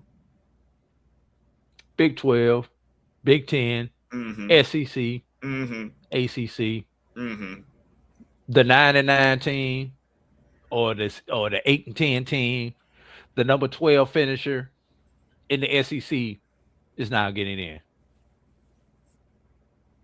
Right. And so where the second bullet, the 12 lowest seeded automatic qualifiers and the 12 lowest seeded at-large teams play in the opening round, previously known as the first 4. So let's break that down for a second. In the previous version, the first 4, it was the 4 lowest seeded automatic qualifiers,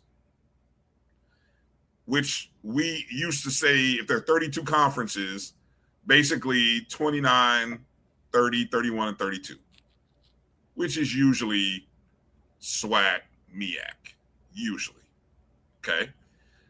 Now, with the 12 lowest seeded AQs, we're essentially now saying all of the conferences that are ranked 21 to 32, you are now playing in the opening round. I don't like this opening round first. They're going to change it, so they're going to still have the first round, but they're going to call it opening round, huh? Because they tried that once upon a time, and people got all confused with that. So that's when they went to the first 4 and then the first round.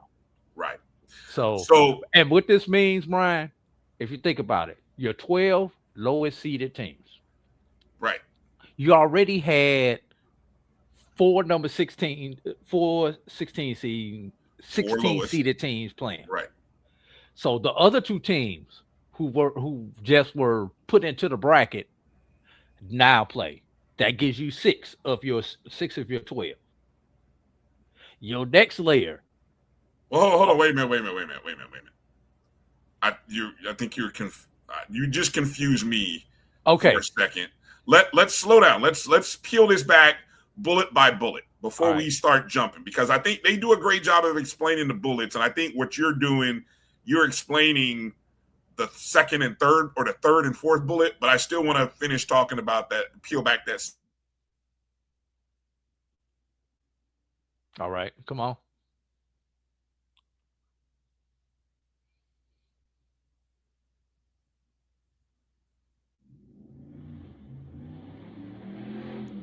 Okay, there we go. For some reason, froze up there, Brian. Yeah, I know. It keeps. I noticed that every now and then. It's doing that. I don't know why. The 12 lowest AQs, now the 12 lowest at large. Well, they just told you, Drew, that they put 8 new at larges. So essentially, what used to be the last 4 in, now you have 8 additional. So the 8 additionals plus the last 4 now make up 12. These guys are wicked. All right, now let's move to the third bullet, Drew. So all of this now means that you have 12 new games instead of, how many games were there previously? 12 total games. It was 4 games total. Yeah, now you get 12 8 additional games. 8 additional games. So 6 at large and 6 AQ games each. And you're going to have triple headers on Tuesday and Wednesday. So they're still keeping with the Tuesday, Wednesday scenario.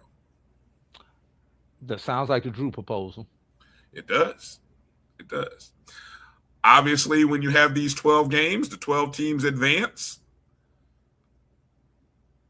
They would join the other 52 teams that did not have to do this to make the round of 64.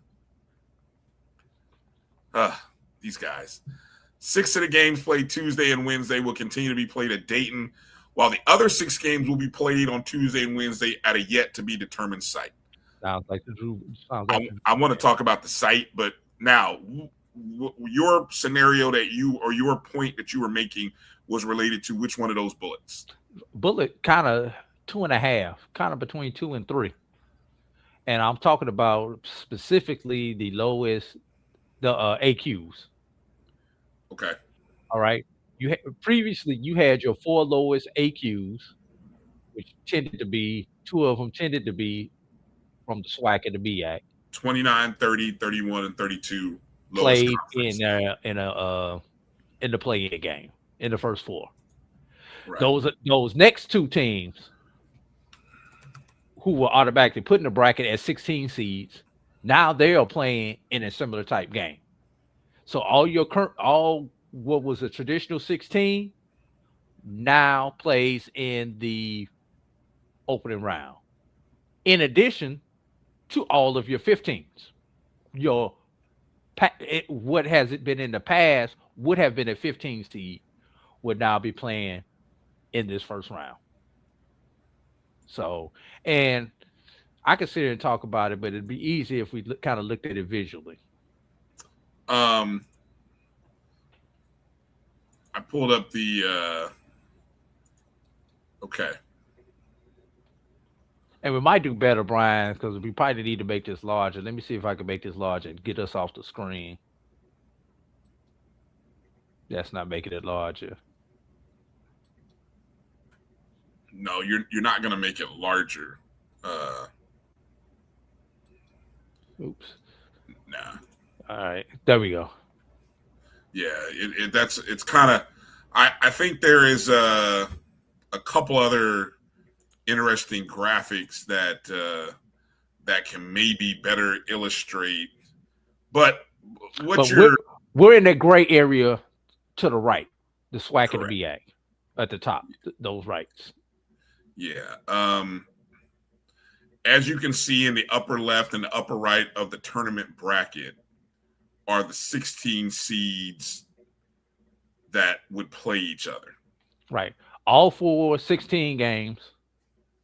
And then two 15 games. Right.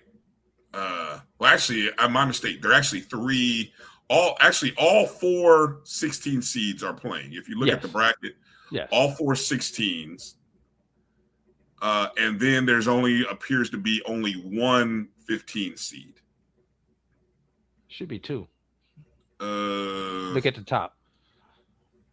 Yeah, there's only 1. If you look on the right side at the bottom right quadrant, you see a 15 and a 16. Then this graphic left a game off because there's only 5 games on there. If you look at it. Oh, you know where the other 15 seed is in the upper left quadrant. Yeah.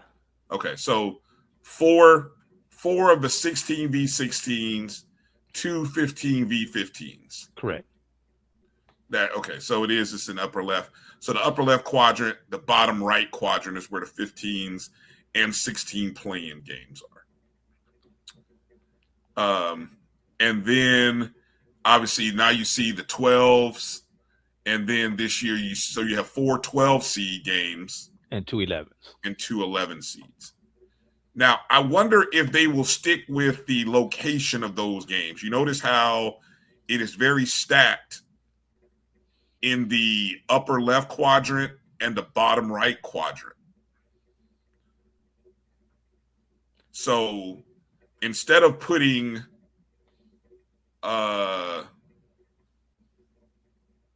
instead of making it so that there's 3, because what they could have done, Drew, to balance it out, they could have put one of the 11 seed games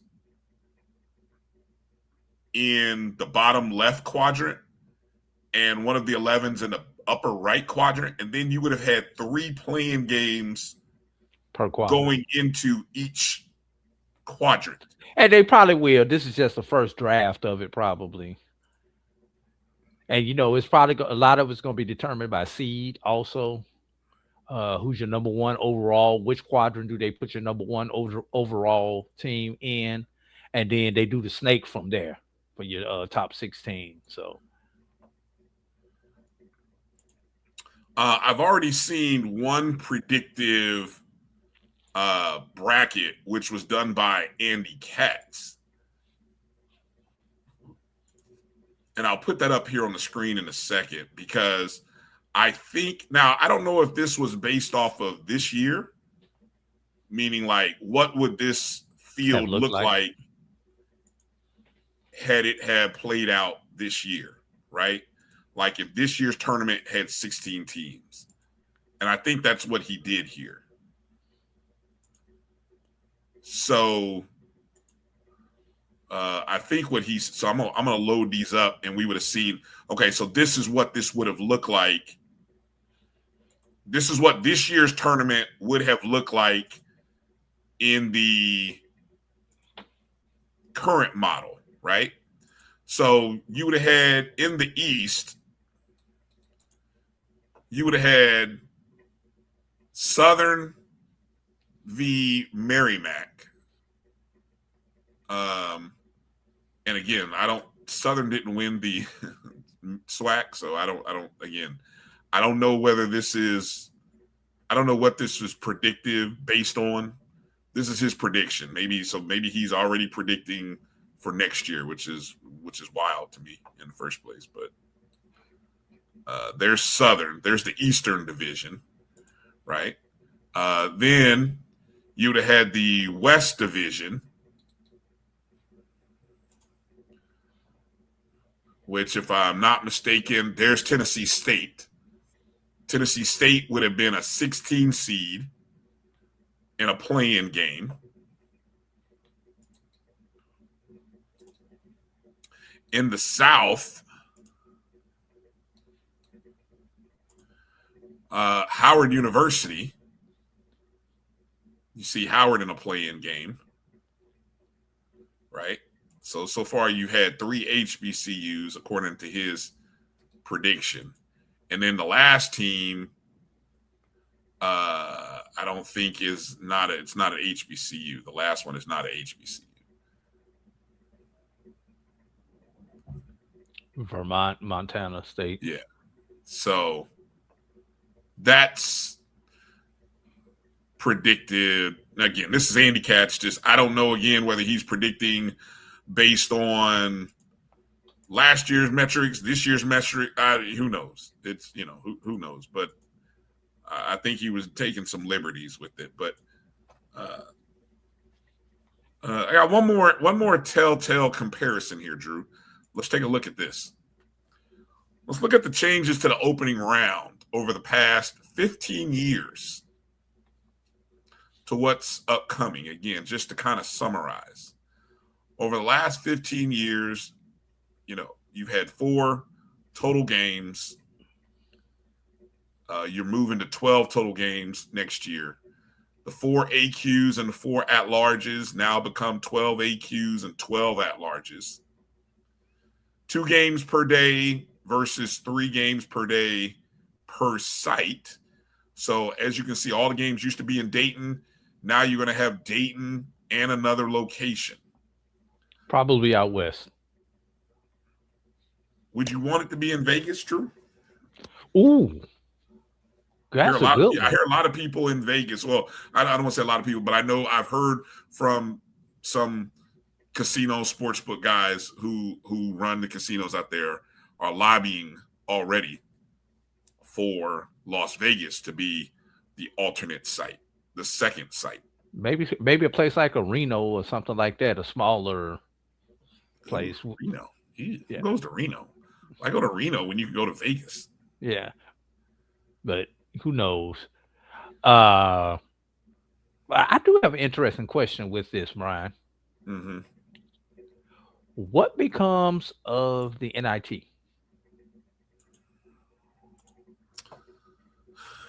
It's funny you asked that because let me see, how many additional teams is it? That's 12. Those eight additional teams out of the NIT. So so here's two thoughts here. Remember, you still had some teams that passed on the NIT. Opted out, correct. Those teams that opted out of the NIT are probably those 8 teams that don't opt out of this. Because there's more money. Exactly. And if you win a game, what? You get a unit. You're moving to the next round. Right. So those 8 schools, those 8, 9, 10 schools that opted out are still, but where I'm going with that is the NIT won't change, Drew, because it'll still be the 86th or 7th rated team, and everybody else from 87 on down to 130 that will still be a part of the NIT. And remember, how many schools are there in the NCAA basketball, Drew? There's 365, 7? Somewhere up in there. And now here's the thing. 32 teams currently in the NIT. Correct. So between these two tournaments, 76, 32. It's 108 teams minimum playing postseason basketball. So will we see some 12 and 18 teams out the SEC participating in the NIT, Bryan? Or will they finally open those up to mid and lower major teams who actually want to play in those type of tournaments?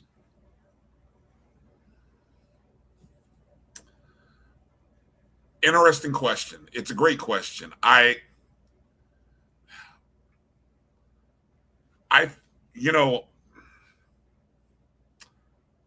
think you would want to get teams that are going to generate interest.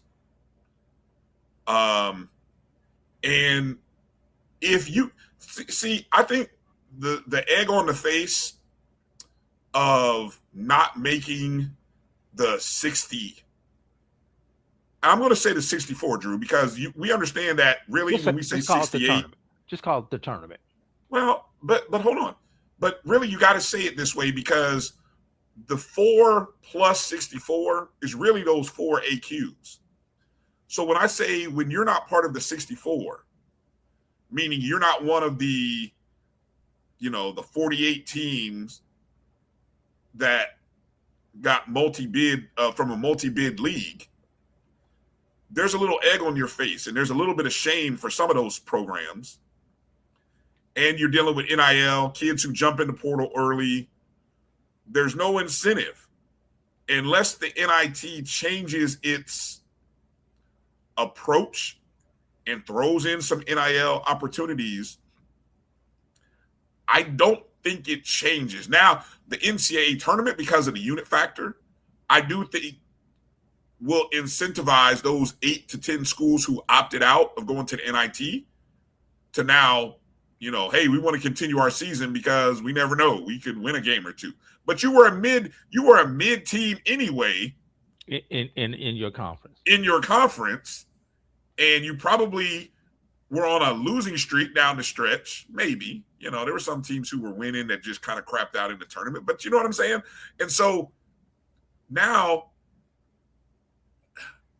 it's hard to envision if you're thinking of this as if it's more opportunities for HBCUs, Drew. I'm gonna get you out of that and say I didn't just say HBCU. Well, I said lower to mid major. But if you are ranked 200 or lower, I don't think you have a chance in heck of playing in the NIT. I don't think they will invite you if you are rated below 200. Despite the fact that you probably won your regular season championship and laid the egg in the tournament? Even despite that. even despite that. I just don't, I don't know if the logistics. It would be smart, I think, to go back to guaranteeing the regular season conference champion that may lose, just like what they do in the women's. I think they would be wise to do that. But I think originally when they got away from it, I guess they kind of thought they would be able to get more. I think they underestimated what schools and players were doing with NIL and the transfer portal. I think they thought they were a good option. Well, no, those kids at that point, if you missed the NCAA tournament, most of those kids are like, we're out. I'm trying to get out. I'm either going to go on spring break or hit the portal, one of the two. But, money talks. But I do hope that they go back, because I do think if they incentivize it with the HBCU or the other mid-major automatic regular season champs that missed out, I think you stand a chance of getting a very competitive team in those NIT games. Yeah. I just did the math, Drew. The percentage, you said 108. Yes. If I do the percentage of 108 schools, teams, out of the 367, you're still under 30%.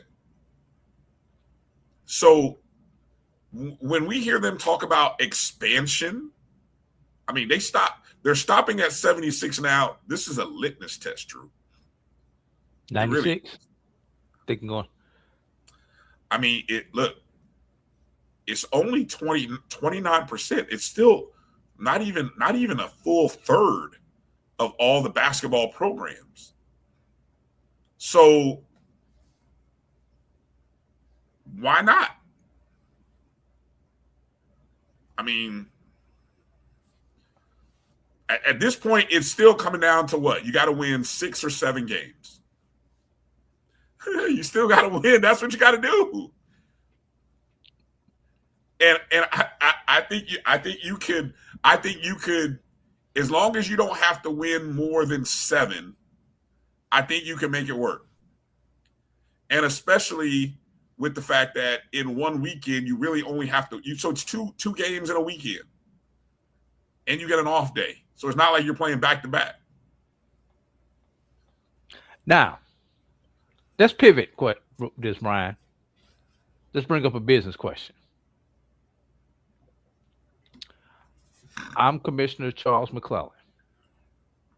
I'm Commissioner Sonia Steele.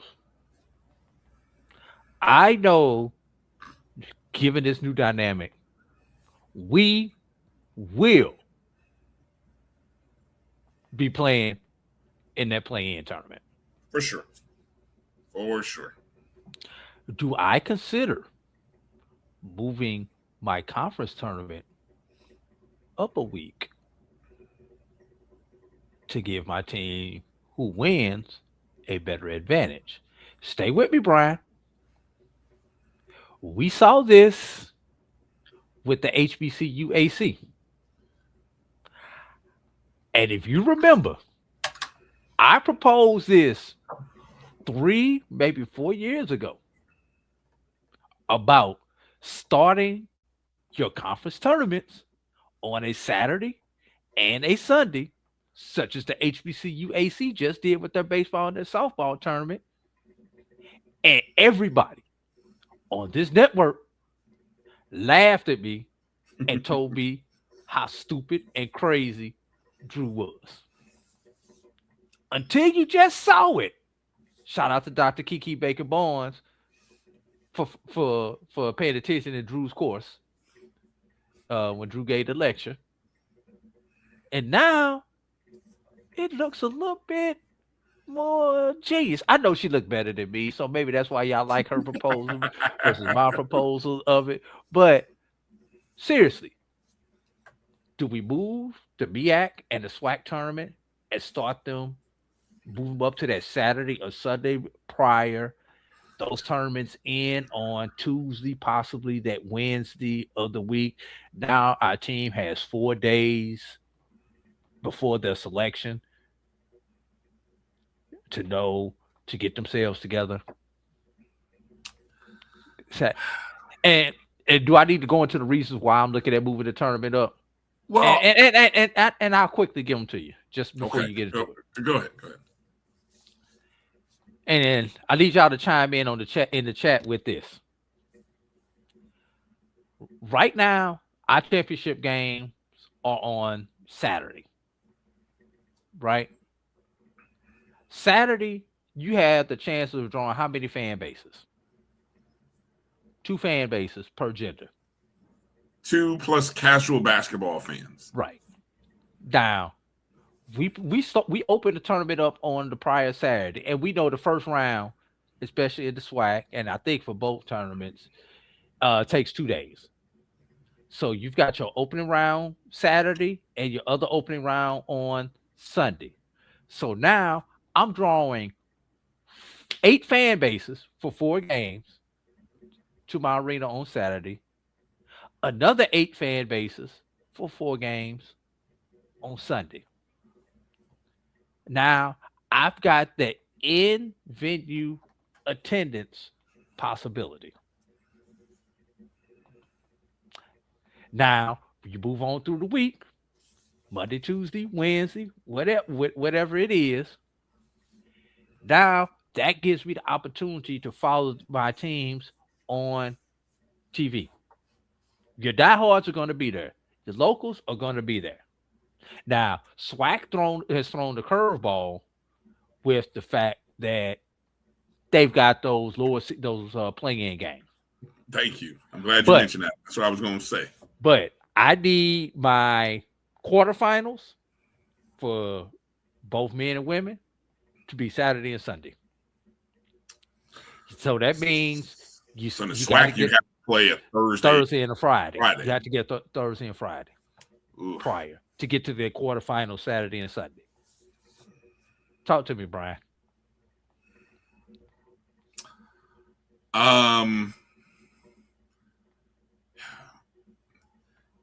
Could you do this? Yes, but what? Let me tell you. That would mean the SWAC season would end the Saturday prior. So well, in order the SWAC season would end on that Saturday. So now you've got Sunday, Monday, Tuesday, Wednesday to get to Atlanta and playing your open round games Thursday and Friday with your quarters on Saturday and Sunday. But it also means that you have to play some conference games in December, which is another thing that's in the Drew plan.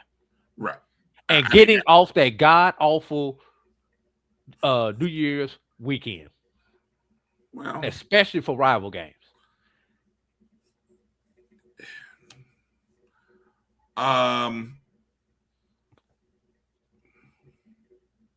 Would you need to get a couple of games in before Christmas? If you see, here's the thing though.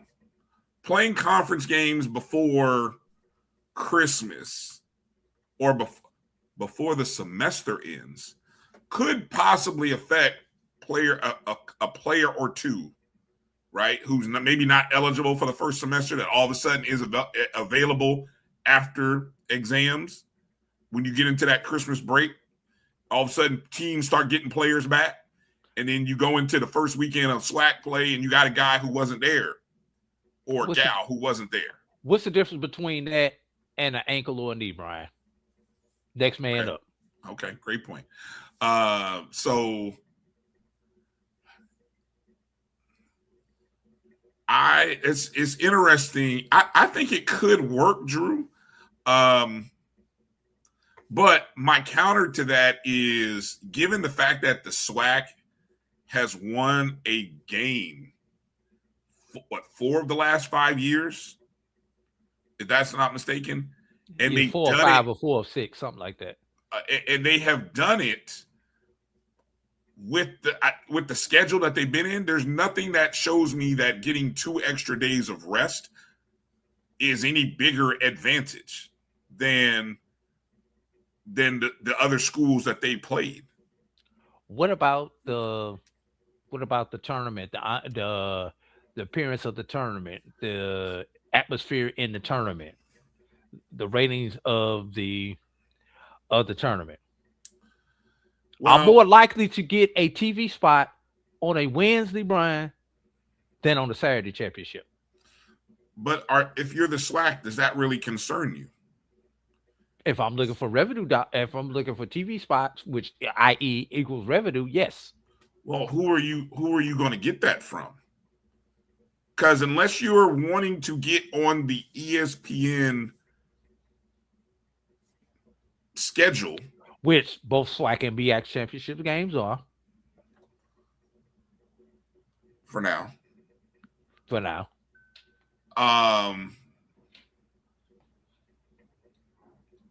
You could move it.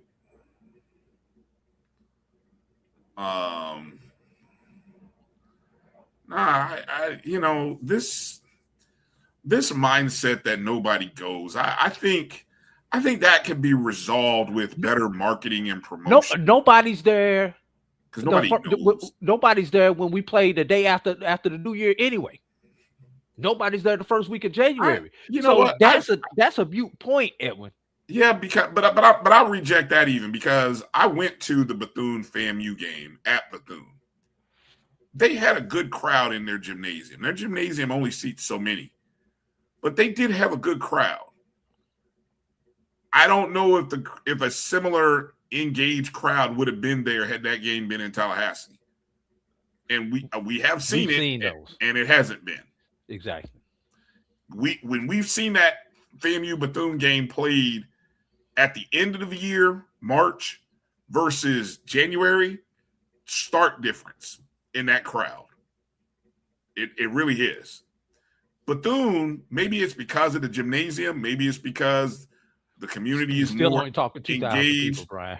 Well, but 2000 in Bethune look a lot better than 2000 in Lawson. It does. and 2,000, 3,000 people is still a good. It's upper level in terms of attendance numbers for a SWAC basketball game.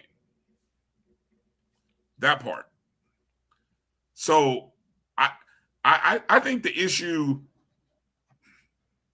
I think the issue becomes schools marketing, promoting their games better, making the schedules known a little bit better. Brian, it don't matter when your team is off campus until January because you out here playing all these money games. And your team comes in 0-12. Well, 1-11. Yes. And that one is against an NAIA or a D2. That's okay. All valid points. But one other thing you got to factor in, Drew, is that as the season begins in November, I think I was in one of our interviews that we had with Coach Bridget Gordon of Florida A&M. The NCAA is going to allow more non-conference games. I think you're getting up to 3 more non-conference games this year. Yes, you are. So, what are teams going to do with those? Are they going to you play those games in December? Well, yes, sure, right. But you play those games between finals and when your season kicks back up, like the big conferences do. They get 2-3 conference games in. They about mid-December, they break. They go play in these Maui Invitationals and other non-conference games during Christmas, get their days off for Christmas, come back, play a couple of games after the New Year. That's when you go play your money games, Brian. Yeah. Well, when Texas is looking for somebody to play, schedule Prairie View, schedule Texas Southern, Alabama. You need somebody to play. Go play Alabama A&M. They do that. They already do that. But play it in December instead of in November. Play it post-Christmas. All right, I don't disagree. You see Doc's note, Doc, about spending additional money to market. Well, I mean, what's the whole concept of marketing? The whole concept of marketing is to increase the revenue of the people coming into the game. So yeah, I might be spending more money on marketing, but I'm also spending with the purpose of drawing more eyes onto my product. or getting more people in. And Brian, it's not all about getting butts in the seats, although those are good. It's getting eyes on the product, like you said. That's impression. Well, but hold on, Drew. That's views on. But you just said you didn't want them to play the games the first weekend of January. No. So, well, I mean, what you can't. You want it both ways. There's a balance between butts in the seats and eyes on the tube. Brian, that first weekend in January, you're not getting either one. Because what does everybody do with that first weekend? I think people will watch. What does everybody do with that first weekend in January, Brian? I think people are watching. Everybody watching big boy football. If it's not NFL playoffs, they're watching whatever ball game, FCS playoffs. They're watching all that stuff on that Saturday after the New Year. Everything but SWAC and MEAC basketball. I disagree. I think we have enough. I think there are people who are watching who have enough methods and means to watch these games that when you want to watch, you'll watch. The games have to be available for you to watch. And if it's your school, you're going to watch your school, your team. And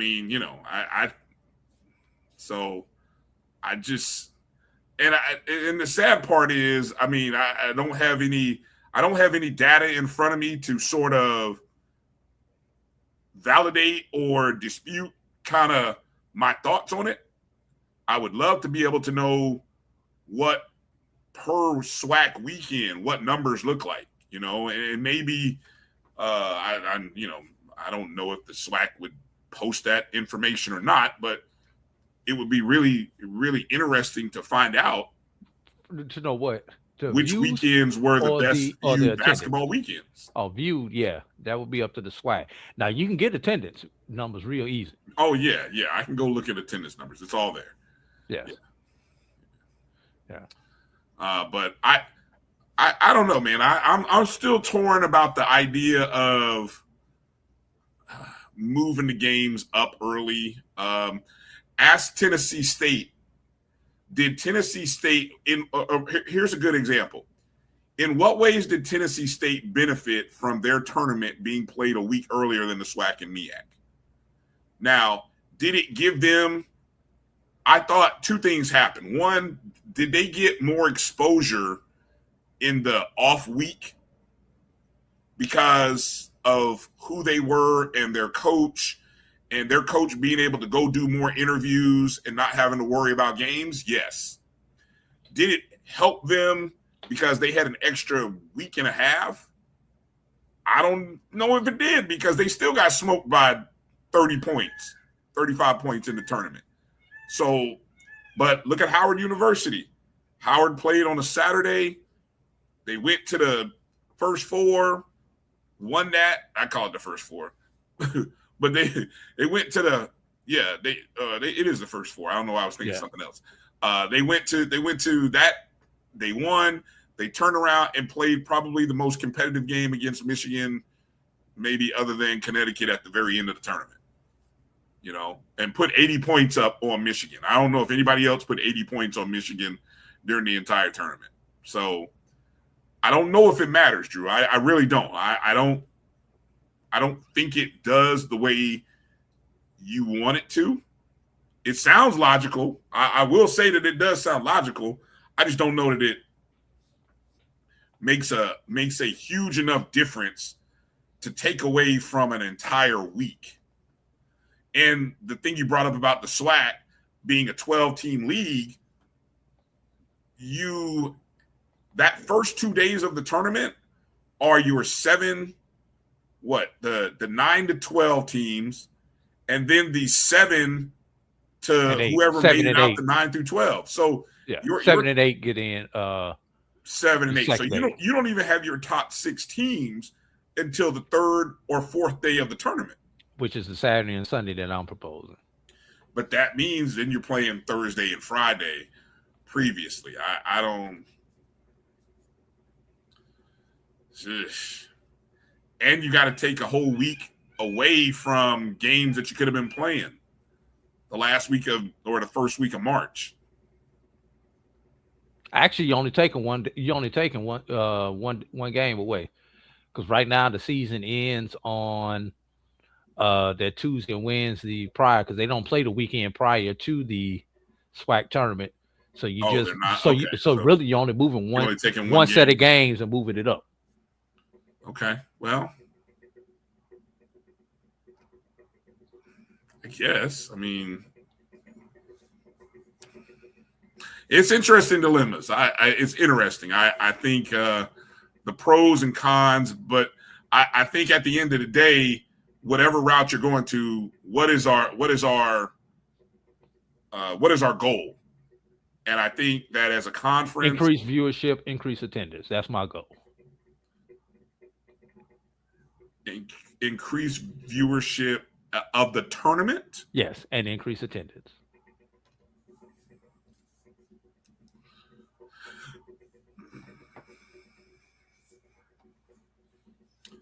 All right. I don't. You're asking the teams to.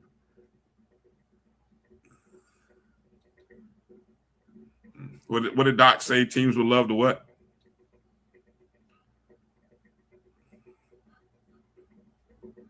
What is he referring to? Those first two games? I think so. Well, again, if your season's over. But Edwin, are you waiting to know your teams in the semifinal? But what if you know your team was playing Saturday or Sunday, no matter what? Would you head to the tournament then to cheer on your team? That's the question.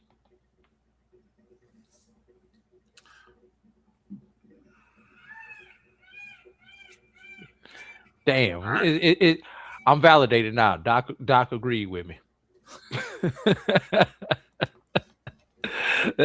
Let's get ready to pick up this show and get out of here, Bryan. Yeah. Unless we got anything else.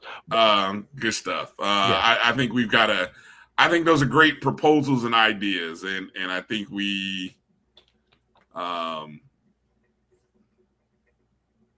good proposals and ideas. I guess we'll wait to kind of see a little more. I think maybe what we ought to do is maybe we ought to figure out a way of reaching out to coaches via a nicely worded survey, and just kind of start with coaches and ADs and kind of see what their perspective is on this scenario, Drew, and see how many coaches and ADs respond with the thought. And we might be able to move the needle with this thought. Put together a nice little survey to kind of see what happens. We got coaches' contact emails and stuff. Yeah. And although we're not gonna get into it on this podcast, Bryan, hopefully next week we'll be able to get into it. I don't know if any of you guys saw the tweet by Dr. Walt Bellamy. Dr. Walt Bellamy being of the Lord Jesus, what's the basketball tournament, Bryan? I'm drawing a blank. Is that the Black College Invitational? Yeah. Okay. Being of the Black College Invitational. Thank you, Doc. But he put out a very interesting tweet about the black athlete boycotting schools in the South. And no, don't say schools. Say one particular conference. Particularly SEC schools. Yes. Okay. But schools in the South, period, because of the voting rights legislation that has been pushed through in a lot of the states where we live at, where a lot of our members of our audience are at. We invited him to come on the podcast today. He was unavailable today, but we're going to get him in, and this is going to be possibly a long discussion that we have. But I'll just say this, Bryan. Our black athletes have a lot of power that they've been entrusted with, that they do not understand that they have, and could really take a history lesson right now to the 1960s when you saw Ali, Russell, then Kareem, then Lou Alcindor, later known as Kareem Abdul Jabbar, and Jim Brown and other people uh, use their powers to influence a lot of things. Tommy Smith, a lot of the people from back in the 60s to help influence change because these voting rights in these states that they are trying to gerrymander and take away our vote. And this really hit a nerve with me today, Brian, as in Georgia. We've got early voting that's going on right now for the primaries, and I went and voted Saturday. And this is probably the first time in my lifetime I was wondering whether my vote was going to actually count, whether they're going to gerrymander our vote or whatever, or they're going to switch it up afterwards and say this and that and switch the district and all that kind of stuff. Everything that you see with these tricks going on in all these states. So we need to have this discussion, Brian. We need to have this discussion, and we need to bring in some people with a lot more expertise than you and I to kind of lead this discussion, Brian. But young black men, young black women, you got a lot of power out there. You got a lot of soul searching that you may need to do coming up soon before you decide. And I'm not just talking to HBCU athletes, I'm talking to black athletes in general. Before you decide to go to these state institutions, these state flagship institutions. I was trying to find his email or his feeds in case you were looking for. I've got them if you want me to bring them up. It's DR period West WES Bellamy BELLAMY. That's his handle on Threads. And I don't know if that's the same handle on Twitter and Instagram, if he's even on those. But if you're on Threads, that's the handle. And he does a great job of posting. Again, the main post says, so what would happen if black college football players specifically said enough of the political BS? I saw the first graphic going around, but did a little more research. And then the thread is 13 threads, which not only shows the graphic, but it gets into the points, some of which Drew just spoke about. But it's a good conversation piece that we can that we have, and if we are able to pull it off, if you get him booked, let me know, Drew. That way, I'd love to be able to do a little more research, and I think I have put out in our own groups a couple of main thoughts, because I don't know if we can compare and look at the young athletes of today and compare them with the athletes of the 60s who were more conscious, or at least it seems like the majority of them were more conscious. And that was a product of maybe circumstances where they had to be more conscious. Because they were coming off civil rights struggle. They were coming off the Korean War. They were in the Vietnam War. They were, their parents were in World War II. This power that we keep saying these young people have, yes, they have a lot of power, but I don't know that they connect, because the ones that they look at aren't helping them connect. Can't say it any cleaner than that. I mean, we'll talk more later, but I think in order for the younger generation to be able to want to use their power to benefit a greater society, they have to have somebody or some people that they look up to help them along the way. I don't know that we have those people in place. And, we'll talk more about that next week. Last thing, Brian, how much does NIL factor into their decisions? Huge factor.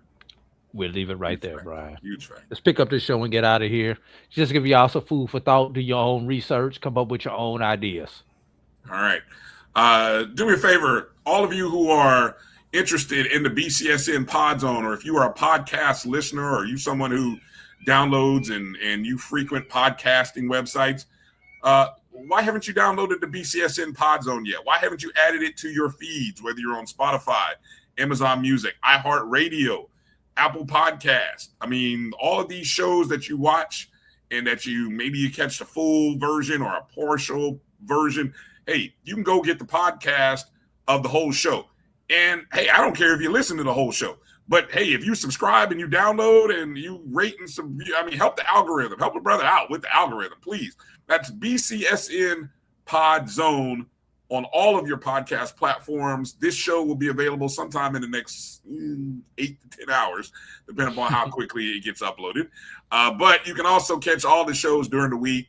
Dr. Cavill's Inside the HBCU Sports Lab, of course, the BCSN SportsWrap, the Carlos Brown Show, the ONG Strike Zone, and more shows to come right on the BCSN Pod Zone, everywhere that you listen to podcasts. So that's going to do it for tonight's show. Congratulations again to all the softball teams that are still alive. We look forward to a great week, heading down to baseball games, the final series in the SWAC. Ever Waters finds out where they're going tonight. Exactly. So make sure you're following all of the social media handles, and we'll definitely be posting all of that info. So thank you all for being a part of the chat, tuning in, watching the show from wherever you did it. That's going to do it for tonight. So for AD Drew, I'm Brian Fulford. Have a great week, everybody. And again, happy Mother's Day to all the moms out there. And we will see you next Sunday. Travel light, everybody. Well, holla.